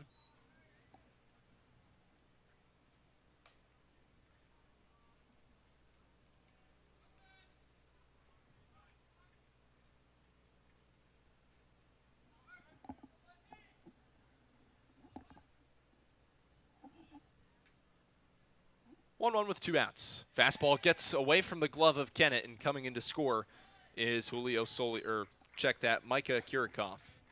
Solier advances to third. And that's another one that really hurts because it looked like Kennett thought that might hit the batter, and that's kind of why he wasn't quite ready for that ball to come in. It's a hard read because it kind of was in by the jersey, and maybe it distracted him a little bit. 2-1 with 2 out. Breaking ball high and away. And it's tough because the last guy you feel you can ridicule or critique on the defensive end for the Commodores is J.J. Kennett. He's saved way more runs than he's allowed. That might be the first he's allowed behind the plate all year. Right. He's actually made a lot of stops already today until that. Could be the sole reason alone it's even within striking distance for the Commodores. Change up, swing and a miss at the bottom of the zone, and it's a full count with 2 outs. But yeah, Murphy's still got to stay focused here. You still got a runner in third. You can't let that runner in. Payoff pitch.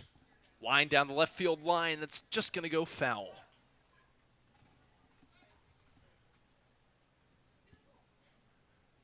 So Bussey gets yet another life. He fights off the inside fastball. It'll be a payoff pitch again.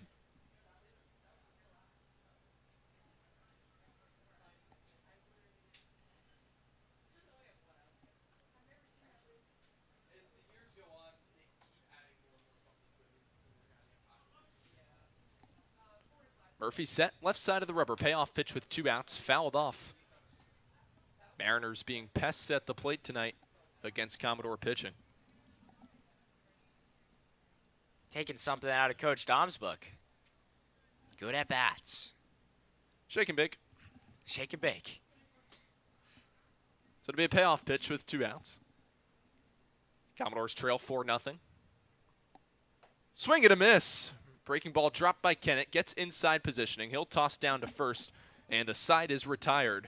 Striking out the side in the top of the 5th is Kaysen Murphy as he limits the damage. 1 run on 2 hits, no errors, and a runner left on base. Halfway home, 4-0 Harwich. Tim Weiss will have you on play-by-play on the other side of the break on Cape Cod TV. I'm Jim Murray, owner of Falmouth's historic Clam Shack, now Jim's Clam Shack. Located on scenic Falmouth Harbor, Jim's Clam Shack is a destination for the best seafood and sunsets on the Cape. We're open 7 days a week, so stop by for lunch or join us for dinner on the rooftop deck. Bring the entire family to try our wide selection of seafood and kid-friendly option. We deliver the freshest products to your plates daily. Jim's Clam Shack, proud supporter of the Falmouth Commodores.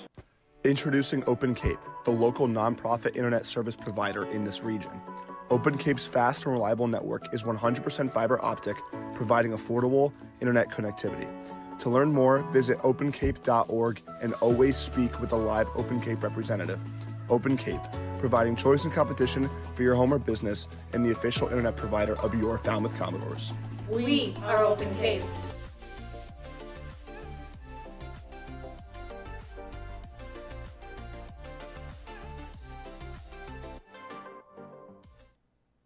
Are you looking for that perfect pregame meal? Supreme Pizza has you covered. Its extensive menu has everything from pies and calzones to salads and subs. And with its online ordering system, delicious food is just one click away. It's an honor to support the Cape Cod Baseball League. Supreme Pizza is open every day of the week. Order online or stop by their store located at 147 T-Ticket Highway and try a slice today. We welcome you back to Gov Fuller Field. It's Timmy Weiss alongside Farrell Hudson as the Commodores trail 4-0.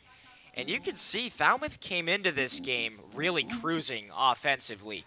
Tied for the lead in hits with 34, second in the league in runs with 26. That was just 2 behind Harwich entering today. And also a lot of stolen bases, so everything that was working well and just today haven't quite gotten the job done. I do like your opportunity here, though, Tim. You get a couple guys on base, get to the top of the batting order, 4 runs can become nothing. Austin Maley sits in, flied out in the 3rd inning to the right fielder. Cuts one down. 1-1 to Maley. Maley, a guy that spent time last summer with head coach Jack Dahm with the Clinton Lumber Kings. Had a .441 on-base percentage with the Lumber Kings. A lot of good at-bats in there for strike two. That's something that the Harwich Mariners have done a fantastic job of today, is putting together great at-bats, and that's how they've gotten a lot of their runs. Commodores still searching for that spark. His father, John, a longtime coach. He was drafted in the 12th round by the Philadelphia Phillies in 1991. He's a coach under Bo Porter in Houston in 2013. Moved to the Chicago Cubs. Won a World Series there as their hitting coach. Cut on and missed. Goes down and actually was tagged as he was running to first base on the strikeout. So Maley goes down for the first out in the bottom of the 5th. That soft changeup's been the nemesis of the Commodores all evening, Tim. Lax has felt so comfortable burying it over the outside corner with 2 strikes, building a lot of continuity behind the plate with his catcher, Capisi. They've been firing on all cylinders, keeping the Commodores hitters off balance. Fabio Peralta comes in. Struck out back in the 2nd. Grounds one to the first baseman, Coates. Tosses to the pitcher, and it's just in time as Lax got over there quickly. Put on the Jets. Got there in time. Yeah, you mentioned it, Timmy. 2 starts so far entering tonight's game for Peralta. You want to talk about how you get in the lineup more often? Maybe it's not always driving in the game-winning hit or having 3 or 4 home runs to your name. It's plays like that, a high Baltimore chop, you're frustrated, that's the first pitch you swing at and you still hustle it out. It's those kind of signs that mold a championship team. Certainly Coach Dahm will love to see that. As the 9-hitter, Nick Van Tyker, comes in on the right side. Van Tyker singled back in the 3rd, 1 for 1. One of 3 Commodores hitters with a single as he flies one out towards right field. Larson makes the play to end the inning for the Commodores. Here at Gov Fuller Field in a close one. Before we take a break, we're going to quickly talk about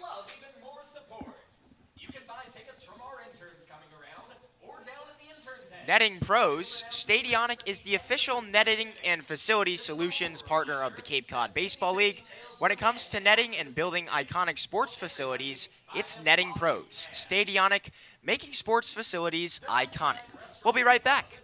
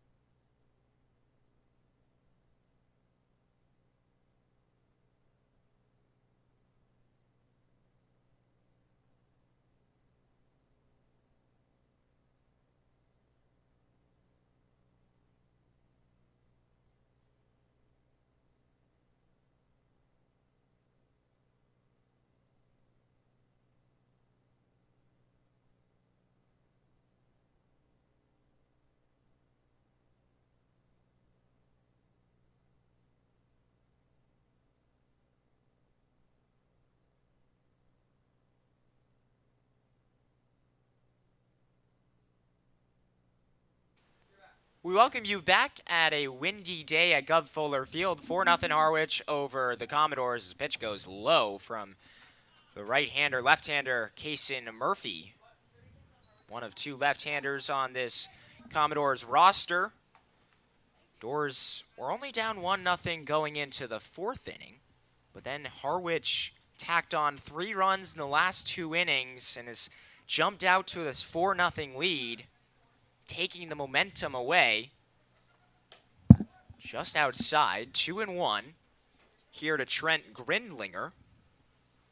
Grounded out to the shortstop in the second and was hit by a pitch in the fourth.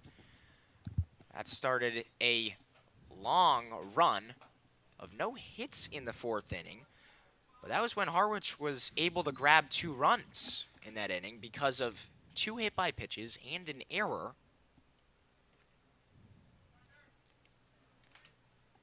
The pitch is hit hard into right field. Slanker goes back and is comfortably able to make the play. Well, we're kind of lucky. I guess both managers would say they're lucky. They're seeing a little bit of a pitcher's duel tonight because of that ball carrying out to right field. We've seen a couple plays that both Colin Larson and Ben Slanker have had to make where they look like it's a fly ball that might be at medium depth and it drives them all the way to the warning track. You never know. As the night gets longer, the humidity gets a little bit, tighter. Mm-hmm.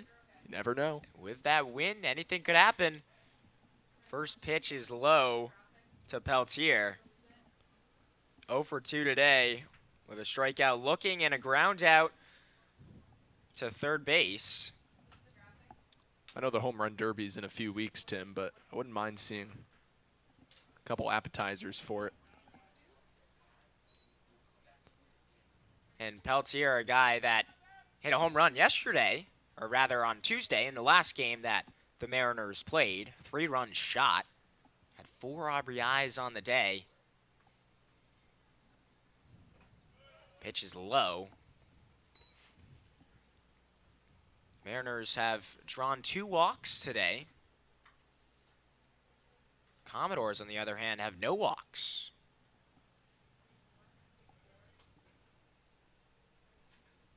The 2-1 is high.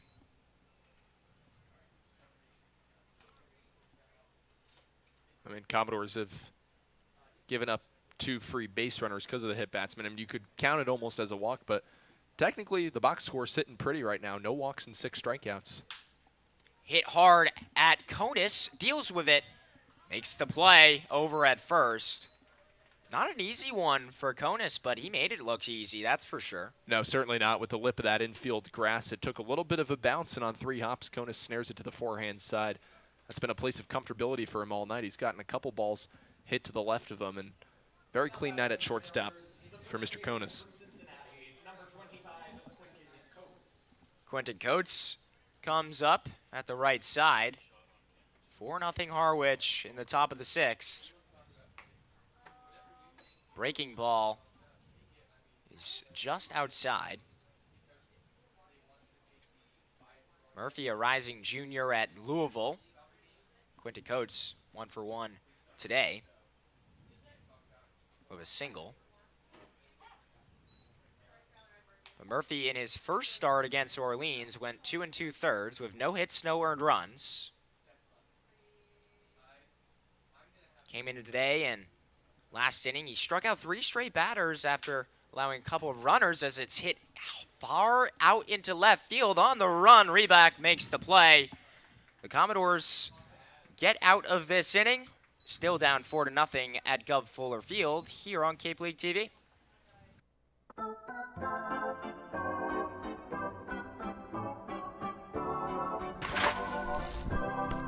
You'll always be safe at home with the Diana Lucevero Group at Compass Real Estate.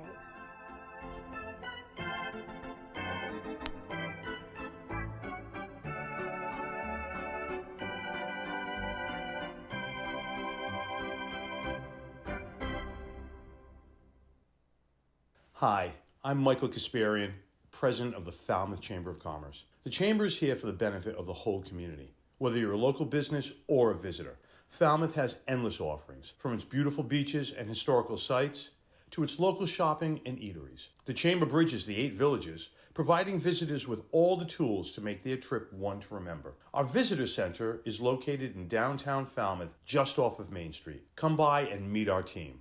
The Falmouth Chamber of Commerce, your community connection. Hi, my name is Matt Burgess, General Manager here at Falmouth Country Club. We have a unique 27-hole public golf course with a beautiful layout that is family-oriented. Kids play free here at Falmouth Country Club. Getting on the course is quick and easy with our app. You can book tee times, get yardages with GPS, use our interactive scorecard, track your stats, and receive exclusive in-app offers. Falmouth Country Club is a true Cape Cod classic and a local family favorite. See you on the course. Well, welcome back to Cape League TV. Andrew Hillsman here on the sidelines. And no matter what the score of the game is, the bullpen for Falmouth is always sure to be a lively place. You can hear everything from chants to jeers to whatever else they want to talk about. I was talking to Kenyon Collins pregame. He said that you got to try and stay out of it. Collins is a starter, but what happens in the bullpen probably should stay in the bullpen. Guys? Now pitching for the Mariners is a right-handed pitcher from Maine. Saw earlier in the game, you didn't have the quarter zip on, but getting a little bit chillier here at Gov Fuller Field.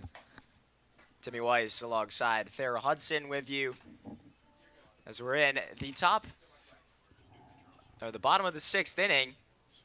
Yeah, and I can attest to that, Tim. It got pretty cool down there on Tuesday night when I was manning the sidelines for that Orleans game. So much so that I had to go in and talk to our good friend Joanne downstairs in the merch store and say, get me the nicest new sweatshirt. And I was able to get the opposite of the black one. I got the white one, but both really nice. And I would recommend one of the best merch stores there are around. A lot of great options there in that merch shop here at Gov Fuller Field. Pitch goes outside to Ty Konis. He struck out and singled in the 3rd inning. His 3rd hit of the season for the Commodores. Just inside. Konis, 2026 Big Ten All-Freshman at Maryland and just recently transferred to Texas Tech. The pitch is just low, and there is a new pitcher in for Harwich. It is Jason Krieger, the rising junior, standing in at 6'4", 185. Attends Maine University, and this season went a lot of innings. 88 2/3, posted a 4.57 ERA in 15 appearances. Pretty impressive, all things considered, after Tommy John surgery, Tim. All of 2025, he missed the season with Tommy John. And yeah, bounced back. To have that many innings after Tommy John is not something you see often.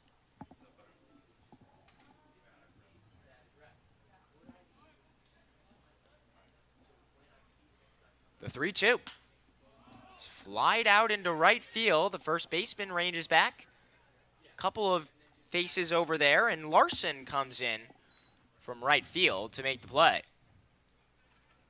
I think when Colin Larson calls it, he's going to catch it and his teammates will listen. A defensive stalwart out there. I mean, you saw his play to end the bottom of the 3rd inning, which absolutely robbed Gavin Greger of probably extra bases by the time that drops because of his speed. That saved a run or more for the Mariners. Probably the best chance the Commodores have had today was when Gavin Greger hit that line drive right at Larson, who dove to make the play. First pitch is in there to strike 1. Greger is 0 for 2 today. With a ground out to the second baseman and that line out diving play back in the 3rd. Just low. Yeah, it's misleading how strong the Commodores bullpen has been as well, Timmy, because our phenomenal producer, Landon Still, said to us earlier today that 62% of runs scored against the Commodores have come in the 5th inning or later. That's how great the starting staff has been, where you're looking at a game. It's grounded to the second baseman. Solier comfortably gets it to first, and there's 2 down. But you're looking at a game like today in which there are 4 runs across 5 innings, or rather 3 against Loggers in the opening 4, and you're looking at it like, wait, what's that? But that's just how good the starting staff, just the pitching all around has been, firing on all cylinders, where a 4-run ball game right now, not so bad in the grand scheme of things, but seems way farther out of reach than it actually is. And many times this season, the Commodores' bats have come alive as it's grounded to the shortstop Smolinski on the run to make the third out of the inning. Well, that will do it for the 6th. Commodores still trail 4-0 as we head to the 7th on Cape League TV. Hi, I'm Jim Murray, owner of Falmouth's historic clam shack, now Jim's Clam Shack. Located on scenic Falmouth Harbor, Jim's Clam Shack is a destination for the best seafood and sunsets on the Cape. We're open 7 days a week, so stop by for lunch or join us for dinner on the rooftop deck. Bring the entire family to try our wide selection of seafood and kid-friendly option. We deliver the freshest products to your plates daily. Jim's Clam Shack, proud supporter of the Falmouth Commodores. Introducing Open Cape, the local nonprofit internet service provider in this region. Open Cape's fast and reliable network is 100% fiber optic, providing affordable internet connectivity. To learn more, visit opencape.org and always speak with a live Open Cape representative. Open Cape, providing choice and competition for your home or business and the official internet provider of your Falmouth Commodores. We are Open Cape.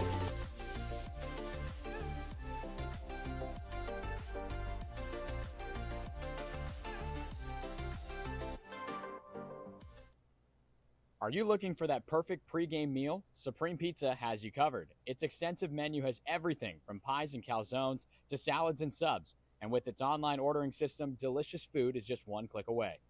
It's an honor to support the Cape Cod Baseball League.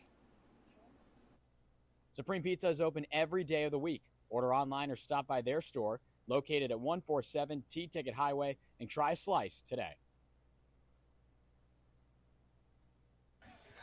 Welcome back to the Gov here. Timmy Weiss alongside Farrell Hudson as the Commodores are trailing 4-0 in the top of the 7th inning. As we take a look at a couple of scores around the Cape right now, Chatham up 17-1 as a bat goes flying into the infield by Connor Capisi. The Anglers have not grabbed a win this season, so up 17-1 over Katuitt. Only has one loss this season. That is certainly a stunning thing to see. Harwich is up 4-0 over Falmouth here. YD is up 9-2 over Wareham. YD looking to remain undefeated and go 5-0. And then Bourne up 1-0 over Orleans in the bottom of the 5th. And Brewster has already beat Hyannis 3-1. Hyannis now 3 straight losses. Bodes relatively solid for the Commodores and the rest of the foes in the West Division. Falmouth travels up to Durand Park to see the defend champion Braves tomorrow night. The 0-1 is outside.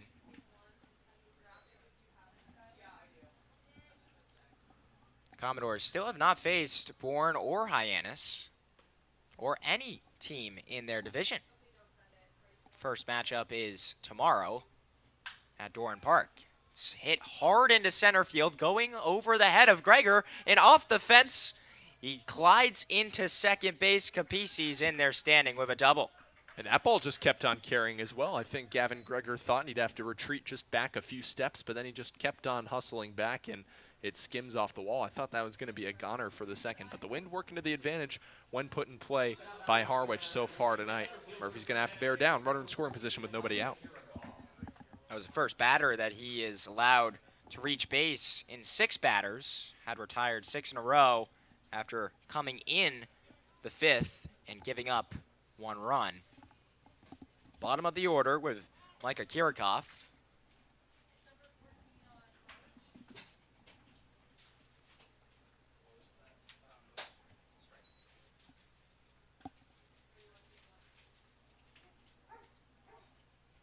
That's the second time in this ball game that an inning has been opened up with a double.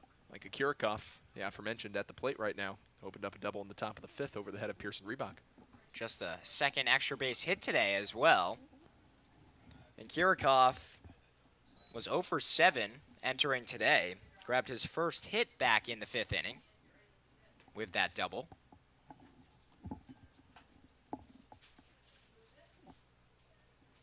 Man on second, Harwich up 4-0 over the Doors, looking to keep adding on to this lead. Played for the Kent State Flashes this year, Division I school in the MAAC, just outside Cleveland.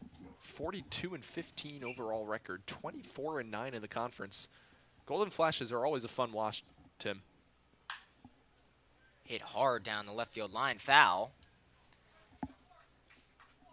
Kason Murphy, as we mentioned, one of the 2 left-handers on the Commodores. He's also one of 3 Commodore players on Louisville.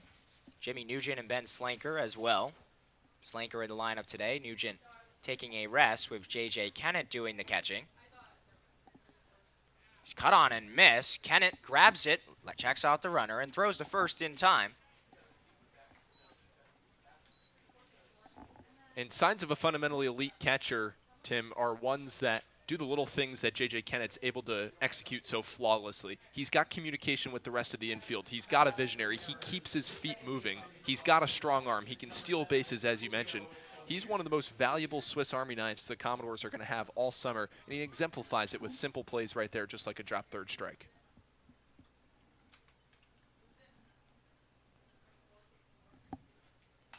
Top of the order with Solier. Fouls one straight backwards to start this at-bat off. Already has 2 hits today.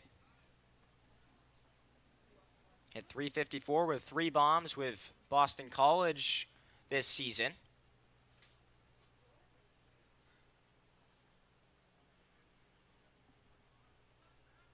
He's also a guy that has been invited to the 2026 USA Baseball Collegiate National Team training camp. As this ball gets away, Kennett has a play at third, and no, he doesn't. Got up as he was looking to throw to third. It just wasn't quite in time. That's a lot of confidence there from Capisi. You could see him moving his feet off the second base bag, waiting for a moment if that pitch was spiked in the dirt, as Murphy's been throwing a lot of breaking balls today. He takes perfect advantage of it. Not necessarily the best speed, but he was quick. Flied up in the air. Couple of infielders are in. It's called off by Konis, the shortstop, to get the out. Second out of the inning for the Doors. And good communication there from Konis, calling off the rest of the infield, in particular Nick Van Tyker. As a third baseman, Van Tyker had the angle where he could crash faster and make an easier play, but Konis felt like he had the best opportunity, and he has a very wise call and catch there. A huge second out for the Commodores, Tim. Don't have a sac fly that scores Capisi. Now just one pitch to get out of the inning. Murphy trying to get out of the inning with no blood. First pitch is a ball to Colin Larson. And anything in the infield, you got to be careful with Larson. 5 stolen bases, tied with Pearson Reebok. It's a quick timeout by the umpire.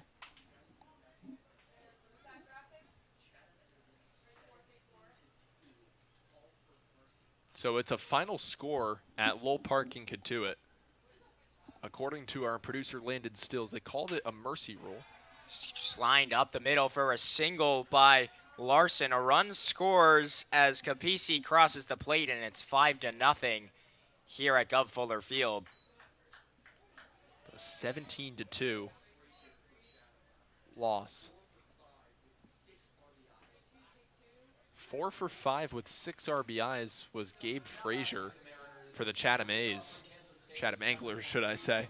Still thinking about their old name. I think they had to put all of their runs this season into one game, I guess, because they had been doing nothing so far this season at 0-4. They unleashed their anger. It was only a matter of time for them to wake up.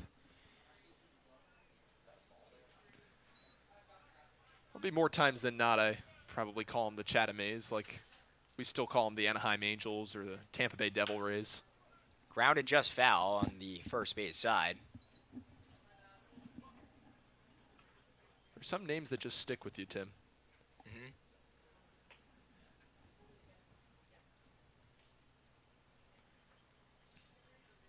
Harwich has not had any big innings, but 4 innings, or rather 3 innings of 1-run ball. As a ball gets past Kennett, and the runner, Larson, advances to second base, grabs his 6th stolen base of the season, which is the most on Cape Cod. Yeah, interesting pitch selection there to go 1-1 breaking ball, but Larson knew it right away as he's able to get his league leading, as Tim alluded to.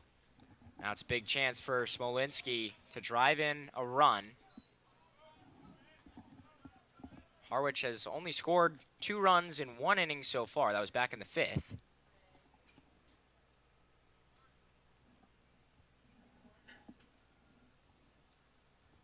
Murphy, the 3-1. Deals it. Runner is down to third. The throw is low. And another stolen base for Larson. He's just taking them like it's candy on the street. And Murphy's been throwing 70% breaking ball, so it's a lot easier to read, especially from second base, if the Mariners are able to potentially read pitch selection. If they're able to do so effectively there. The pitch is outside, so now you got a first and third situation, which is something that the Commodores have struggled with so far in this game. You let him take second and focus on the batter. That's got to be the only option now, but we'll just see as Coach Dom looks down towards the bullpen. He's had Tyler Guerin warming up for a good moment. We'll just see if he pulls the plug on Murphy. Seems like that will be the case. Tyler Guerin is coming out towards the mound. Harwich still up 5-0 over Falmouth. Danger not done in the 7th. We'll be right back on Cape League TV.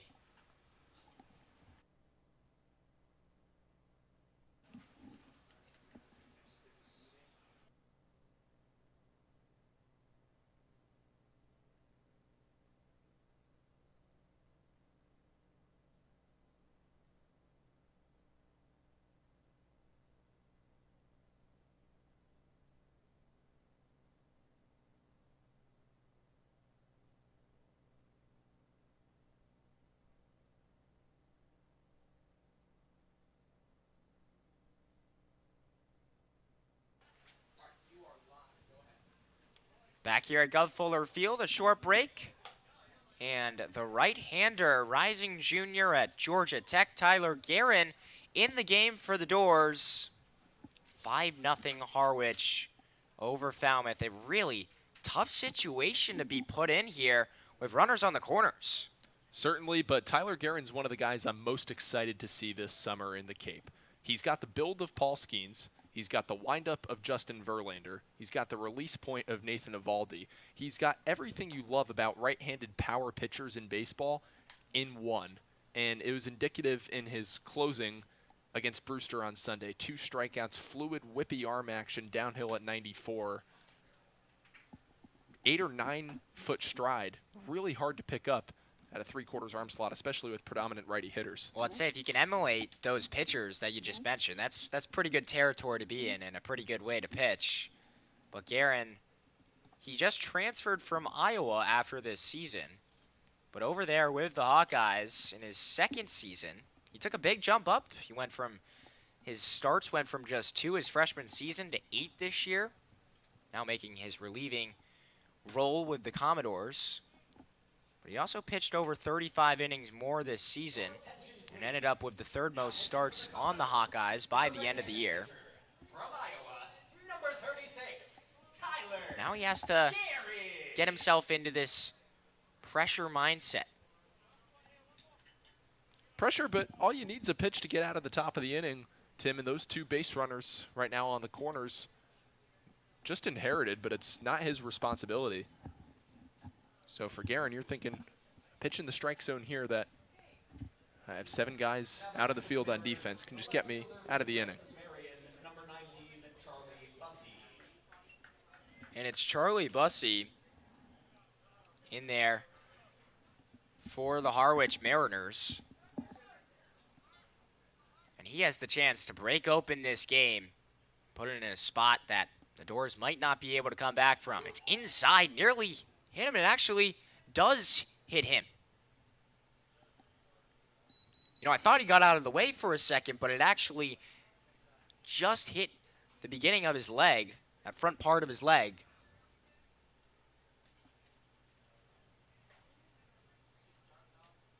Still shaken up here is Bussey.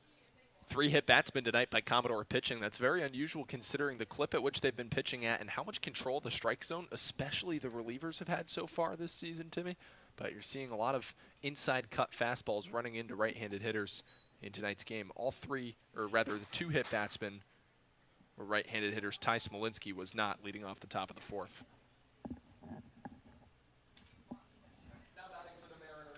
So 3 straight base runners reached for the Mariners.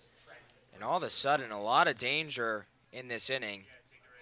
Capisi has already scored.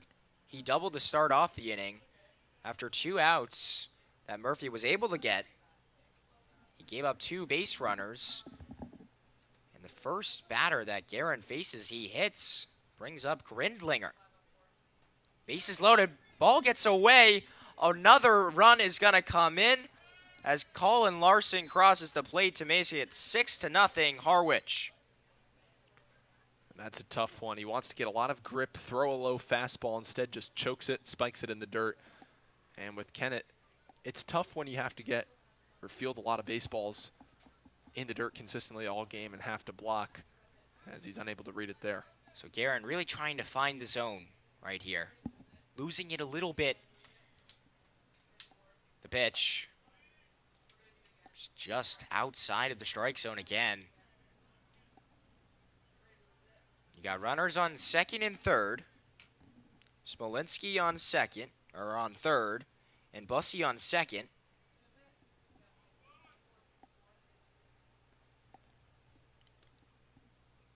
The 2-0 from Guerin.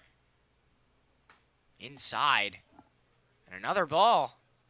Since he's come in, he hasn't thrown a strike yet.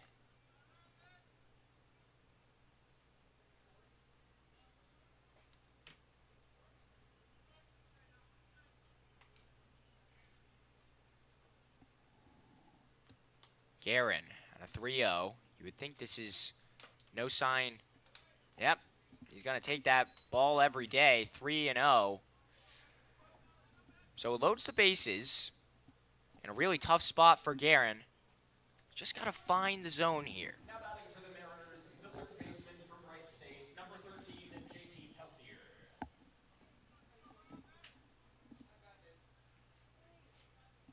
So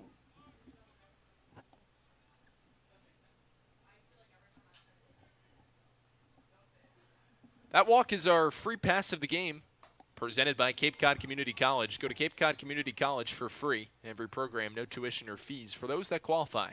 capecod.edu/free for more. 6-0 Harwich over Falmouth. Bases loaded in the top of the 7th. The Mariners just pouring it on at Gov Fuller Field. And an opportunity to do more as this one's kind of missed. Guerin looking a lot better here on this at-bat. Attacking the strike zone to J.P. Peltier. The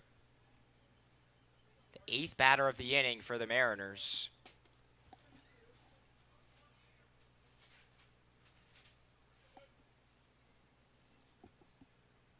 The 0-2. Just outside. It gets past. Kennett runs back. And another run is going to score for the Mariners. Couple of wild pitches this inning. And it extends the lead to 7-0 Harwich over Falmouth.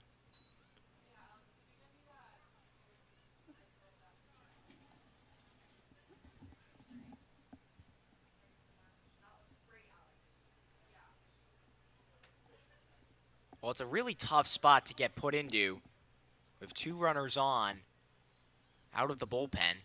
It's grounded towards the second baseman, Maley. Gets it on to first to finally get out of the inning, but not without damage done. Harwich grabs 3 this inning to make it 7-0 over Falmouth as we head to the bottom of the 7th on Cape League TV.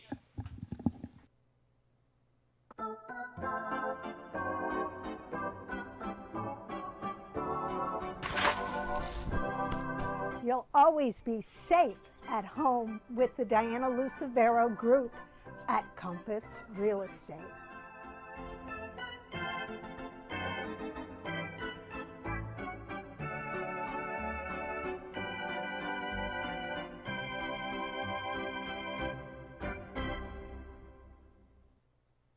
Hi, I'm Michael Kasparian, President of the Falmouth Chamber of Commerce. The Chamber is here for the benefit of the whole community. Whether you're a local business or a visitor, Falmouth has endless offerings, from its beautiful beaches and historical sites to its local shopping and eateries. The Chamber bridges the 8 villages, providing visitors with all the tools to make their trip one to remember. Our visitor center is located in downtown Falmouth, just off of Main Street. Come by and meet our team. The Falmouth Chamber of Commerce, your community connection. Hi, my name is Matt Burgess, General Manager here at Falmouth Country Club. We have a unique 27-hole public golf course with a beautiful layout that is family-oriented. Kids play free here at Falmouth Country Club. Getting on the course is quick and easy with our app. You can book tee times, get yardages with GPS, use our interactive scorecard, track your stats, and receive exclusive in-app offers. Falmouth Country Club is a true Cape Cod classic and a local family favorite. See you on the course. The sunlight winding down at Gov Fuller Field. Timmy Weiss alongside Farrell Hudson, and Falmouth down 7-0 in the bottom of the 7th. As we take a look of how things have gone up to this point, Harwich tacked on one early in the first and have kept continuing that lead all the way throughout this one. 2 in the 4th, 1 in the 5th, and 3 in the 7th. Last inning, the check swing by Slanker is... he does go around. So strike one to Ben Slanker. Slanker, one of 3 doors with a hit today. In there for strike 2. It's 1 for 2 with a strikeout also in the 2nd inning. But that wasn't that bad. Where he did hit one just right of the foul pole. Grounds one to the second baseman, Solier. Plenty of time to get him at first. 1 down in the 7th. Outside of only 2 innings, Commodores have not recorded a hit all night. 3 hits recorded in the game. Sometimes when it rains, it pours. Pitching, not having a strong night. Offense, law of averages does catch up eventually at one point or another in baseball, and Commodores with a bit of a tough awakening tonight. Right, it's been such an amazing season so far for the Doors, 4 games in, as Pearson Reebok takes strike 1. When you come in at a 3-1 record, you're the top team in your division. You can't get them all. You can't always go out in a baseball game and have the best day. Bad days do happen.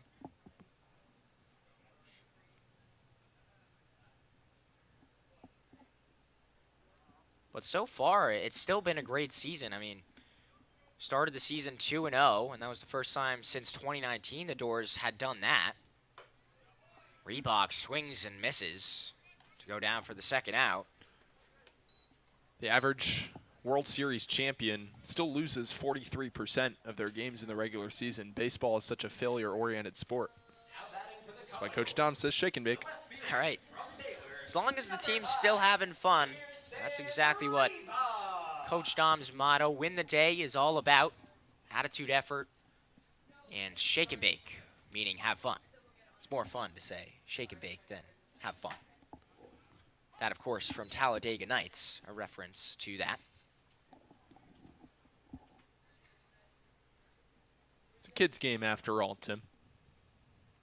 And Reebok now sits in. That was J.J. Kennett who was up last time up. Fouled straight down the left field line.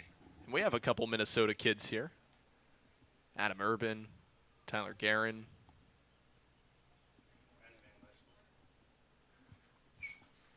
Ever watched the movie Little Big League? No, That's what it's all about. I haven't. Got to have fun. 12-year-old manager of the Minnesota Twins, Billy Haywood. Grounded straight to the second baseman, Solier. He makes another throw to first for the 3rd out of the inning. Harwich still up 7-0 over Falmouth at Gov Fuller Field. We'll be right back for the 8th inning on Cape League TV.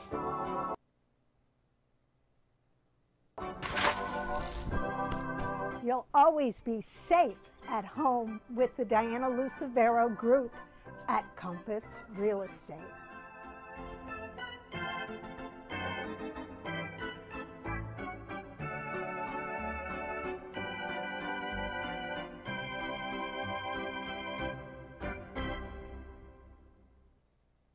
Hi, I'm Michael Kasparian, President of the Falmouth Chamber of Commerce. The Chamber is here for the benefit of the whole community. Whether you're a local business or a visitor, Falmouth has endless offerings, from its beautiful beaches and historical sites to its local shopping and eateries. The Chamber bridges the 8 villages, providing visitors with all the tools to make their trip one to remember. Our visitor center is located in downtown Falmouth, just off of Main Street. Come by and meet our team. The Falmouth Chamber of Commerce, your community connection. Hi, my name is Matt Burgess, General Manager here at Falmouth Country Club. We have a unique 27-hole public golf course with a beautiful layout that is family-oriented. Kids play free here at Falmouth Country Club. Getting on the course is quick and easy with our app. You can book tee times, get yardages with GPS, use our interactive scorecard, track your stats, and receive exclusive in-app offers. Falmouth Country Club is a true Cape Cod classic and a local family favorite. See you on the course.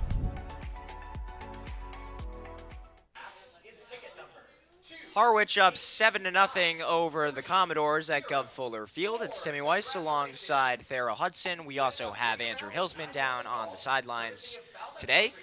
The Doors just haven't been able to get it going offensively. It's been the story of the game, just 3 hits. Harwich with 7 hits and 7 runs.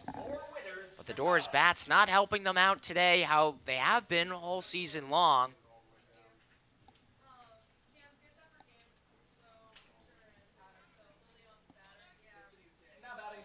Now, there is a 10-run mercy rule if this inning was to end with Harwich scoring 3 runs and Falmouth not tacking on any.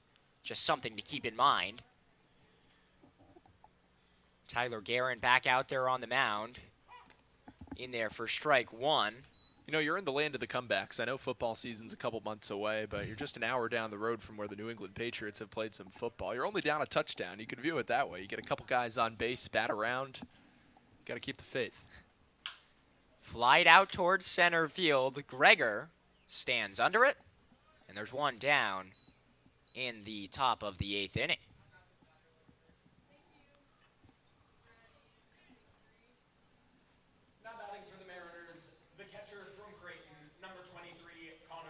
Gillette Stadium, also a host of many World Cup games recently. World Cup underway. Very exciting time of year that only happens once every 4 years. Guerin deals. Next game at Gillette is actually tomorrow. Certainly an exciting time. You got to fill me in on all the latest soccer news and stats, Tim. The pitch is outside to Connor Capisi, who doubled back in the 7th inning. That was what got the rally going. As Harwich exploded for 3 runs last 7th inning, got Kaysen Murphy out of the game. Guerin comes in. The 1-1 outside. Guerin has started to settle in after he had a tougher start. Hit a batter as he came into the game. Walked a batter, but since then has retired 2 straight batters. Hit hard into left field on the run, Reebok, and it goes off of the wall, going into second, and Capisi is in there with another double in back-to-back innings. Capisi really getting in counts where he wants to see pitches like a fastball that he's able to drive right there. And with nothing to lose, 7-run ball game, 1 out and the base is empty. You can kind of choose your own approach as he does there. And you're riding a hot hand. It can be a pretty exciting time to come to the plate and hit, as Capisi with a nice swing there. And that brings up Kirikov, who has a double himself tonight. Those are the 2 players who have a double in this game today. And all extra base hits of both teams. That ball is low and outside. He did not offer. Kirikov is 1 hit today, coming in the 5th inning to lead off that inning. Also has struck out twice.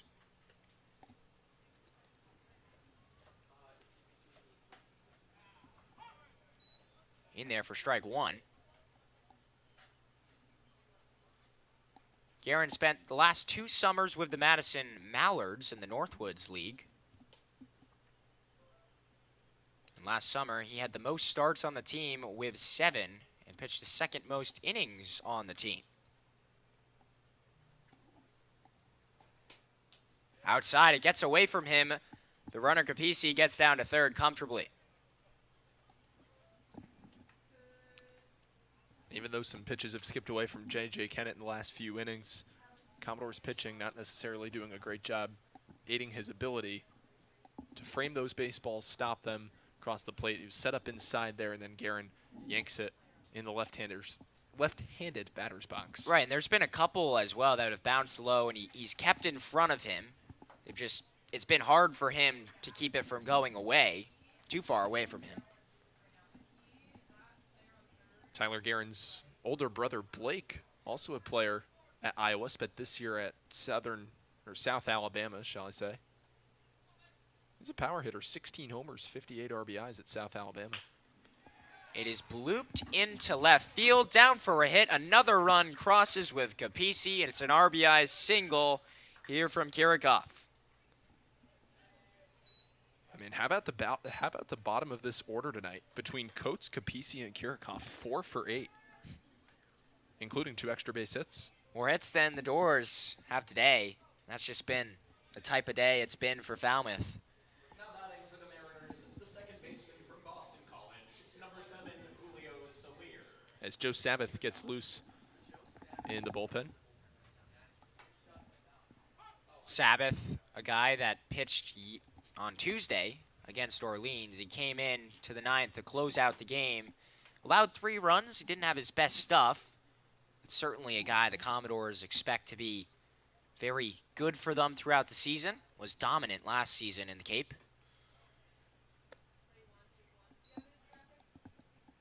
The top of the order with Soler. 2 for 4 on the day with 2 singles. Scored 2 runs as well. Man on first. Harwich up 8-0. Guerin deals. Runner goes, and no throw comes down to second. So Kirikov snags a bag. Harwich just finding any way to break the Falmouth Arts right now. Falmouth has no answer. They're proving why they have scored 7 runs a game to begin 2026. Done it all in the power department today. Moving guys over, good secondary leads, which lead to pitches in the dirt where they're easily able to take the next base. Right, they have 8 runs, but just 9 hits. So a lot of it has come off of some walks, some errors, also some base stealing, wild pitches. A lot of what we saw actually opening day as the Commodores smoked the Orleans Firebirds 11-4. This felt like a similar game as it's grounded just past the pitcher, charging on Maley. Not in time. The throw comes down to home. Safe. It's 9-0 Harwich.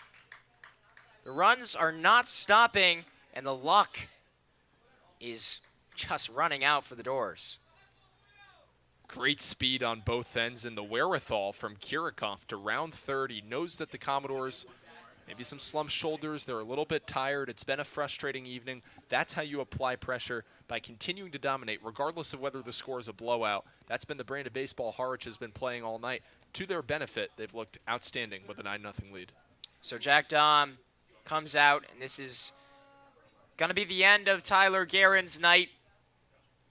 Joe Sabbath is going to come in for the Commodores.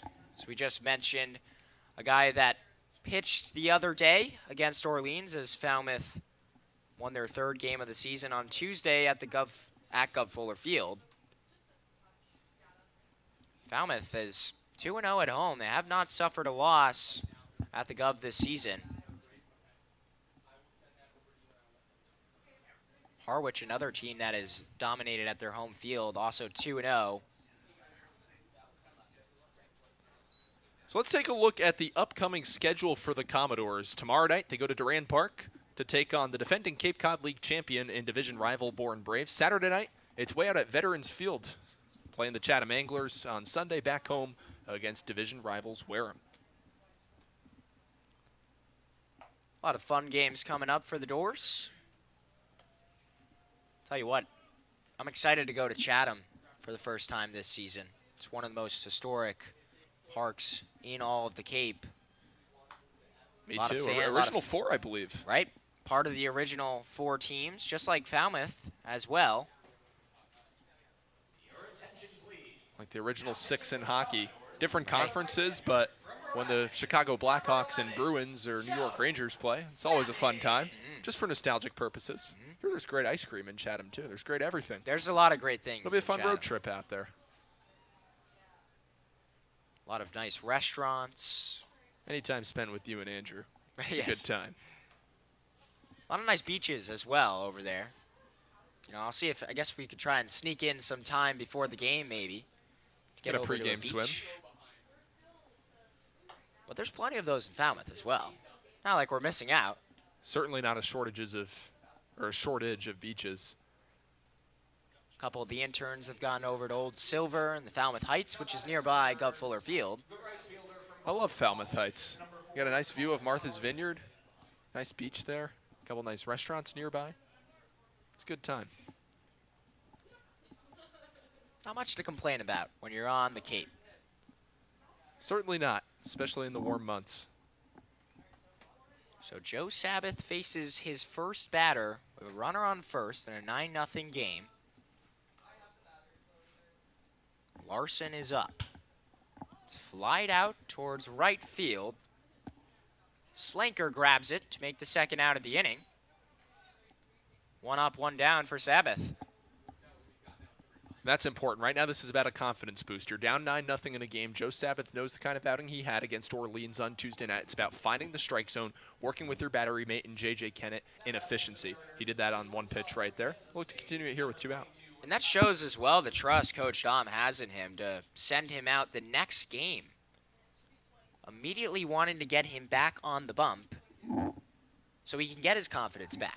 You're going to need that in tight game situations, division rivalry, late season. You play Katuitt from July 3rd to the 31st, 5 times? Your arch nemesis. And if you go into a short playoff series, mixing and matching after 3 batters, incredibly imperative. Katuitt, the team that ended the Commodores season last year. A crazy game at the Gov. If Falmouth won, they would have made the playoffs. But that one ended in extra innings. In the 10th inning, Falmouth fell to end its season. Throw back to first to check on the runner, Solier, who just beat out that ground ball, soft ground ball to Maley. Maley tried to make an acrobatic play with the glove. Hit hard into the gap and into right field. Runner around second. Solier is going to stand up into third. And it's a single for Ty Smolinski. 4th hit in the inning against 2 separate pitchers for the Mariners. And, yeah, going back to that Maley play, I mean, you love a good shovel toss. There's a page right out of the Omar Vizquel book of handwork. It was a really nice play, just not in time. Now, the unfortunate thing is that the runner scored to home as he made that throw. And you could argue if he didn't go with the glove over to first, the runner wouldn't have had the ability to go all the way to home. So this is where the mercy rule effect could come into play. Now, we mentioned at the beginning of the inning that if Harwich was to go up 10-0, then there could be a mercy rule in effect after the 8th inning. Now there's 2 outs and a runner on third. 1 pass ball as well, which we've seen quite a bit of today. And all of a sudden, this game could be 10-0. Just something to keep in mind as Sabbath deals to Charlie Bussey. For the Commodores, you certainly hope not. Again, it's the bottom 3rd in the order, but if you get a couple guys on base, you can build momentum.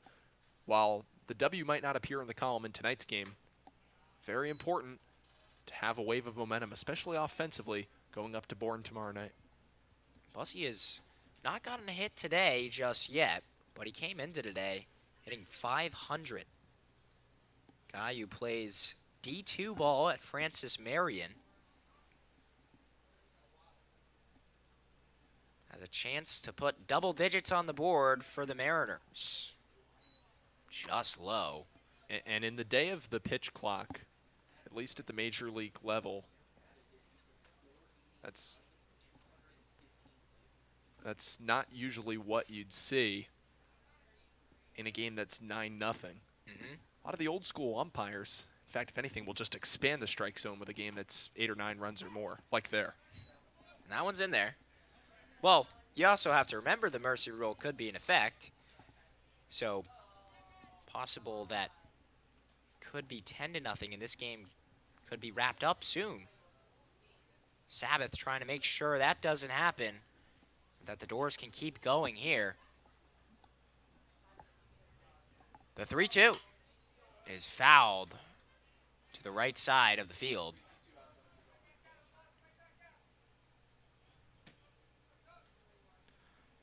And our producer, Landon Stills in our ear, just mentioned the .489 batting average that Bussey possessed only across 250 plate appearances.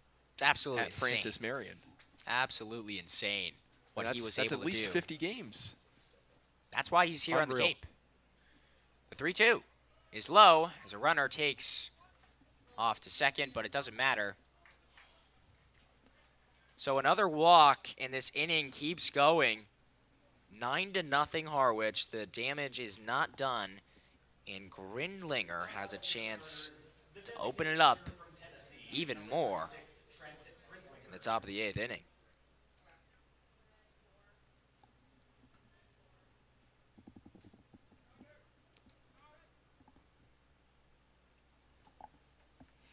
Bases loaded. Sabbath trying to get out of the jam. First pitch is in there for strike one. Grindlinger has reached twice today with a hit by pitch and also a walk. On the season, hitting .385. One of many Mariners having a strong season so far as the Mariners look to grab their 4th straight win. A team that is really hot. Their only loss coming at Yarmouth Dennis in the first game of the season, similar to the Commodores, who their only loss so far this season was also at Yarmouth Dennis.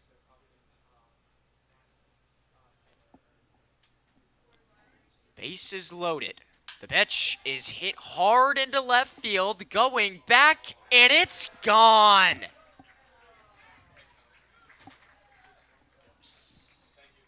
An exclamation point put on the board by Grindlinger. Harwich taking an emphatic 13-0 lead at Gov Fuller Field in the top of the 8th. And he got a breaking ball up in the zone, and he destroyed it. And it was pretty indicative by the sound off the bat, Tim, but you saw Pearson Reebok, who's amongst one of the most athletic Falmouth Commodores, just turn around. You knew that that ball was tagged. That's the second grand slam of the year that the Commodores have given up this season. There was also the one back at Brewster. Dane Harvey. Commodores won. That was when the Commodores were up 6-1 going into the 9th inning as the ball is grounded towards Maley. Has a lot of time to finally get out of the 8th inning. But we're going to keep it right here on Cape League TV. 13-0 lead, 7.5 innings through. This broadcast is a copyrighted production of the Cape Cod Baseball League. Meanwhile, we will take a short time out and be back in a few moments here on Cape League TV. You'll always be safe at home with the Diana Lucevero Group at Compass Real Estate.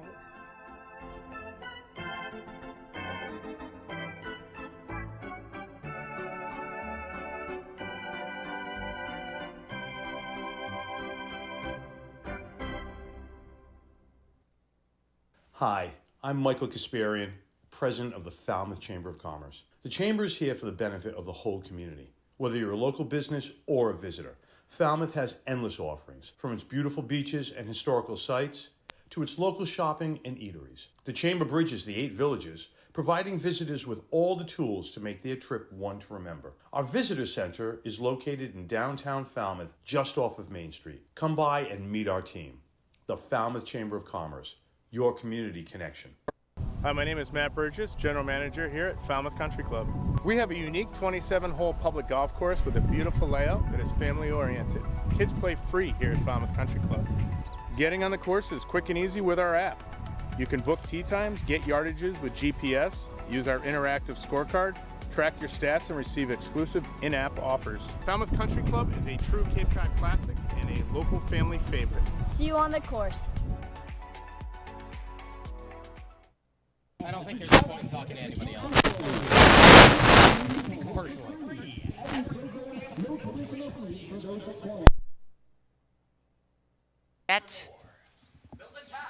No, it's really beautiful here as you get to the later stages of the game. Gotta love the summer nights here on Cape Cod. Falmouth struggling so far in this game, though, and struggling is an understatement. In a 13-0 game, as Austin Maley comes up to the plate. Now, the funny thing, going into this game, Farrell, there was something that was described as the Funk Bus Curse. Now, I didn't know what this was, but I was talking to an Orleans bullpen pitcher after the game yesterday, and he said, yeah, we have a long drive back an hour, and it's in this thing called the Funk Bus. And I go, oh, I think I actually saw the Funk Bus the other day at Yarmouth Dennis as Falmouth fell in that game. Maley goes down swinging. And I asked him, what's so bad about the Funk Bus? And he says, we got on the Funk Bus, and they said that we were going to lose the game because we were on the Funk Bus. And I said, why would you lose the game because you're on the Funk Bus? He said, the day before, Falmouth, they were at Yarmouth Dennis, they lose. And the game before that, Orleans, they were at Brewster, and they lost. So there was a lot going on with the Funk Bus, but now the thing is, Harwich came in the Funk Bus today, and they seem to have ended the curse. You know, third time is the charm, and there's always exceptions to the rule. Meatloaf once said 2 out of 3 ain't bad. Well, I think 2 out of 3 is bad because the Commodores have lost 2 out of 3 games in which our eyes have been visible to witnessing the Funk Bus in person. Falmouth lost on Monday. Falmouth did win on Tuesday night, but Falmouth about to lose tonight. Right, when it's been in the Commodores' presence, 2 of 3. 2 of 3. Suffice to say, they're not seeing paradise by the dashboard light. Slow. The pink Funk Bus is actually, it's out behind right center field. You can see it just below one of the lights in right center. That was investigative journalism courtesy of our phenomenal producer, Skylar Ellis. 13-0 game. Harwich over Falmouth. The Mariners are just looking to wrap this one up. And with the mercy rule, this one will be over almost certainly unless the Commodores can manage 3 runs. The 2-2 swung on and missed by Maley. Rather, by Peralta. Well, keep the faith. You never know what could happen. It is a crescent moon, though, not a full moon tonight. They always say the craziest things happen under a full moon, but I learned from the Lenny Kravitz and Yogi Berra school. It ain't over till it's over. First pitch here. As we remind you here that this broadcast is a copyrighted production of the Cape Cod Baseball League. Any unauthorized duplication, retransmission, or other use is strictly prohibited. Cut backwards by Van Tyker.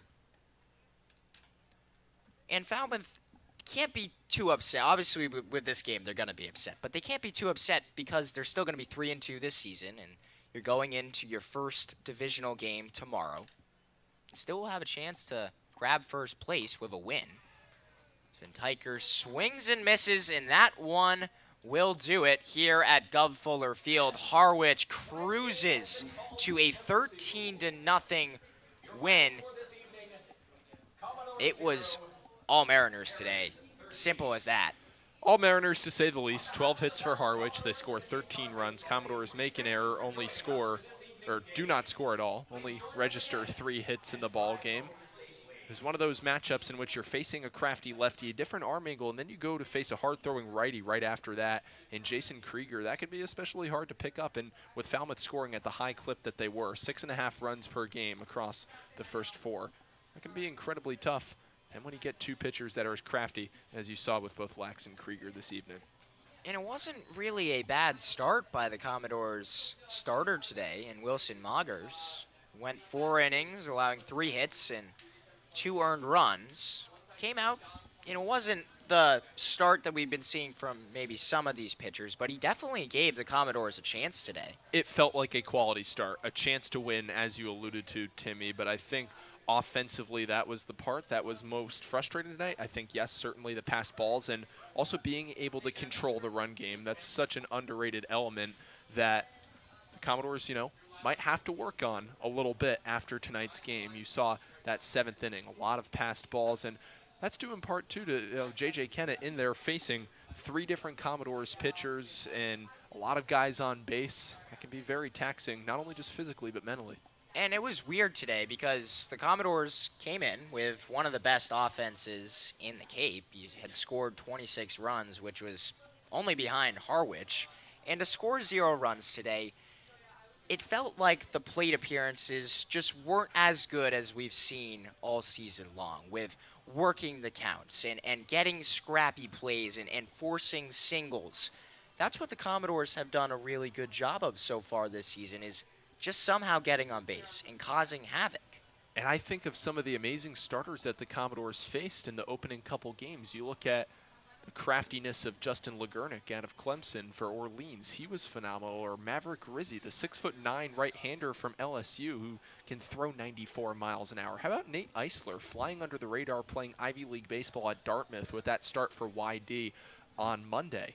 The Commodores were able to keep it close against all those pitchers, but the difference that I saw tonight from Chet Lax that separated himself from all those pitchers, or maybe the difference in the way the Commodores were swinging the bat, was that Lax found his put-away pitch tonight, and he kept on burying it. It was that changeup over the outside corner that was so uncomfortable for Commodore hitters to pick up out of the hand. Looked like maybe just a natural fastball and just died down. That was great, whereas a couple days ago you saw maybe more pitches in a granted starting pitcher's arsenal, but the Commodores did a really good job fouling off pitches in the earlier innings so they didn't allow a starter to the magnitude of a guy like Lax to really settle in deeper in the game. And you'd figure also maybe 2 or 3 times through the lineup the Commodores would start to figure out Lax. That was not the case tonight because he continued to be shut down with that one pitch. Right. That's exactly what did it. Great pitching by Harwich, and the bat's not working for Falmouth. But an important week ahead to bounce back from this loss, and it starts tomorrow against Bourne. And right now, Bourne up 3-0 over Orleans. That would mean that Bourne would be 3-1-1. So Falmouth, even with a win, would not be able to overtake them rather, in the standings. Or actually, not tonight, yes, but no, not tonight, with but tomorrow night tomorrow, they could. With yes, a win they would. tomorrow. With a win tomorrow, yes, they would overpass Bourne. So there still is an opportunity to get right back to first place with a win tomorrow. So that's why you can't be upset. You got to be able to dust this game off, bounce back really quick, get right back to the shake and bake, having fun. And I anticipate that's exactly what the Commodores will look to do, as that was a quick huddle with Coach Dom and company. Now Coach Evans speaking with the pitching staff, and I'm sure the pitchers are going to probably have their hands full in that conversation about what could have gone better tonight. It's moments of constructive criticism and learning that really helped mold the pitching staff, and maybe that rude awakening was very strong for the Commodores to have. But let's send it down now to the third member of our team, Andrew Hilsman. He's with the coach of the Falmouth Commodores, Jack Dom. Coach Dom.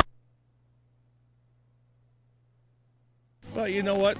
We just didn't play with any energy today. I've done summer ball 5 years now, and the days it always seems like you come out with a lack of energy is after your day off. When you get in a little rhythm of playing every day, you take a day off, and I gave them the entire day off. But, we're not going to let that happen again. That was embarrassing, and I feel bad for the fans. They came here to see a competitive team, and people are excited about the way we were playing. We play with some energy, and we had no energy today.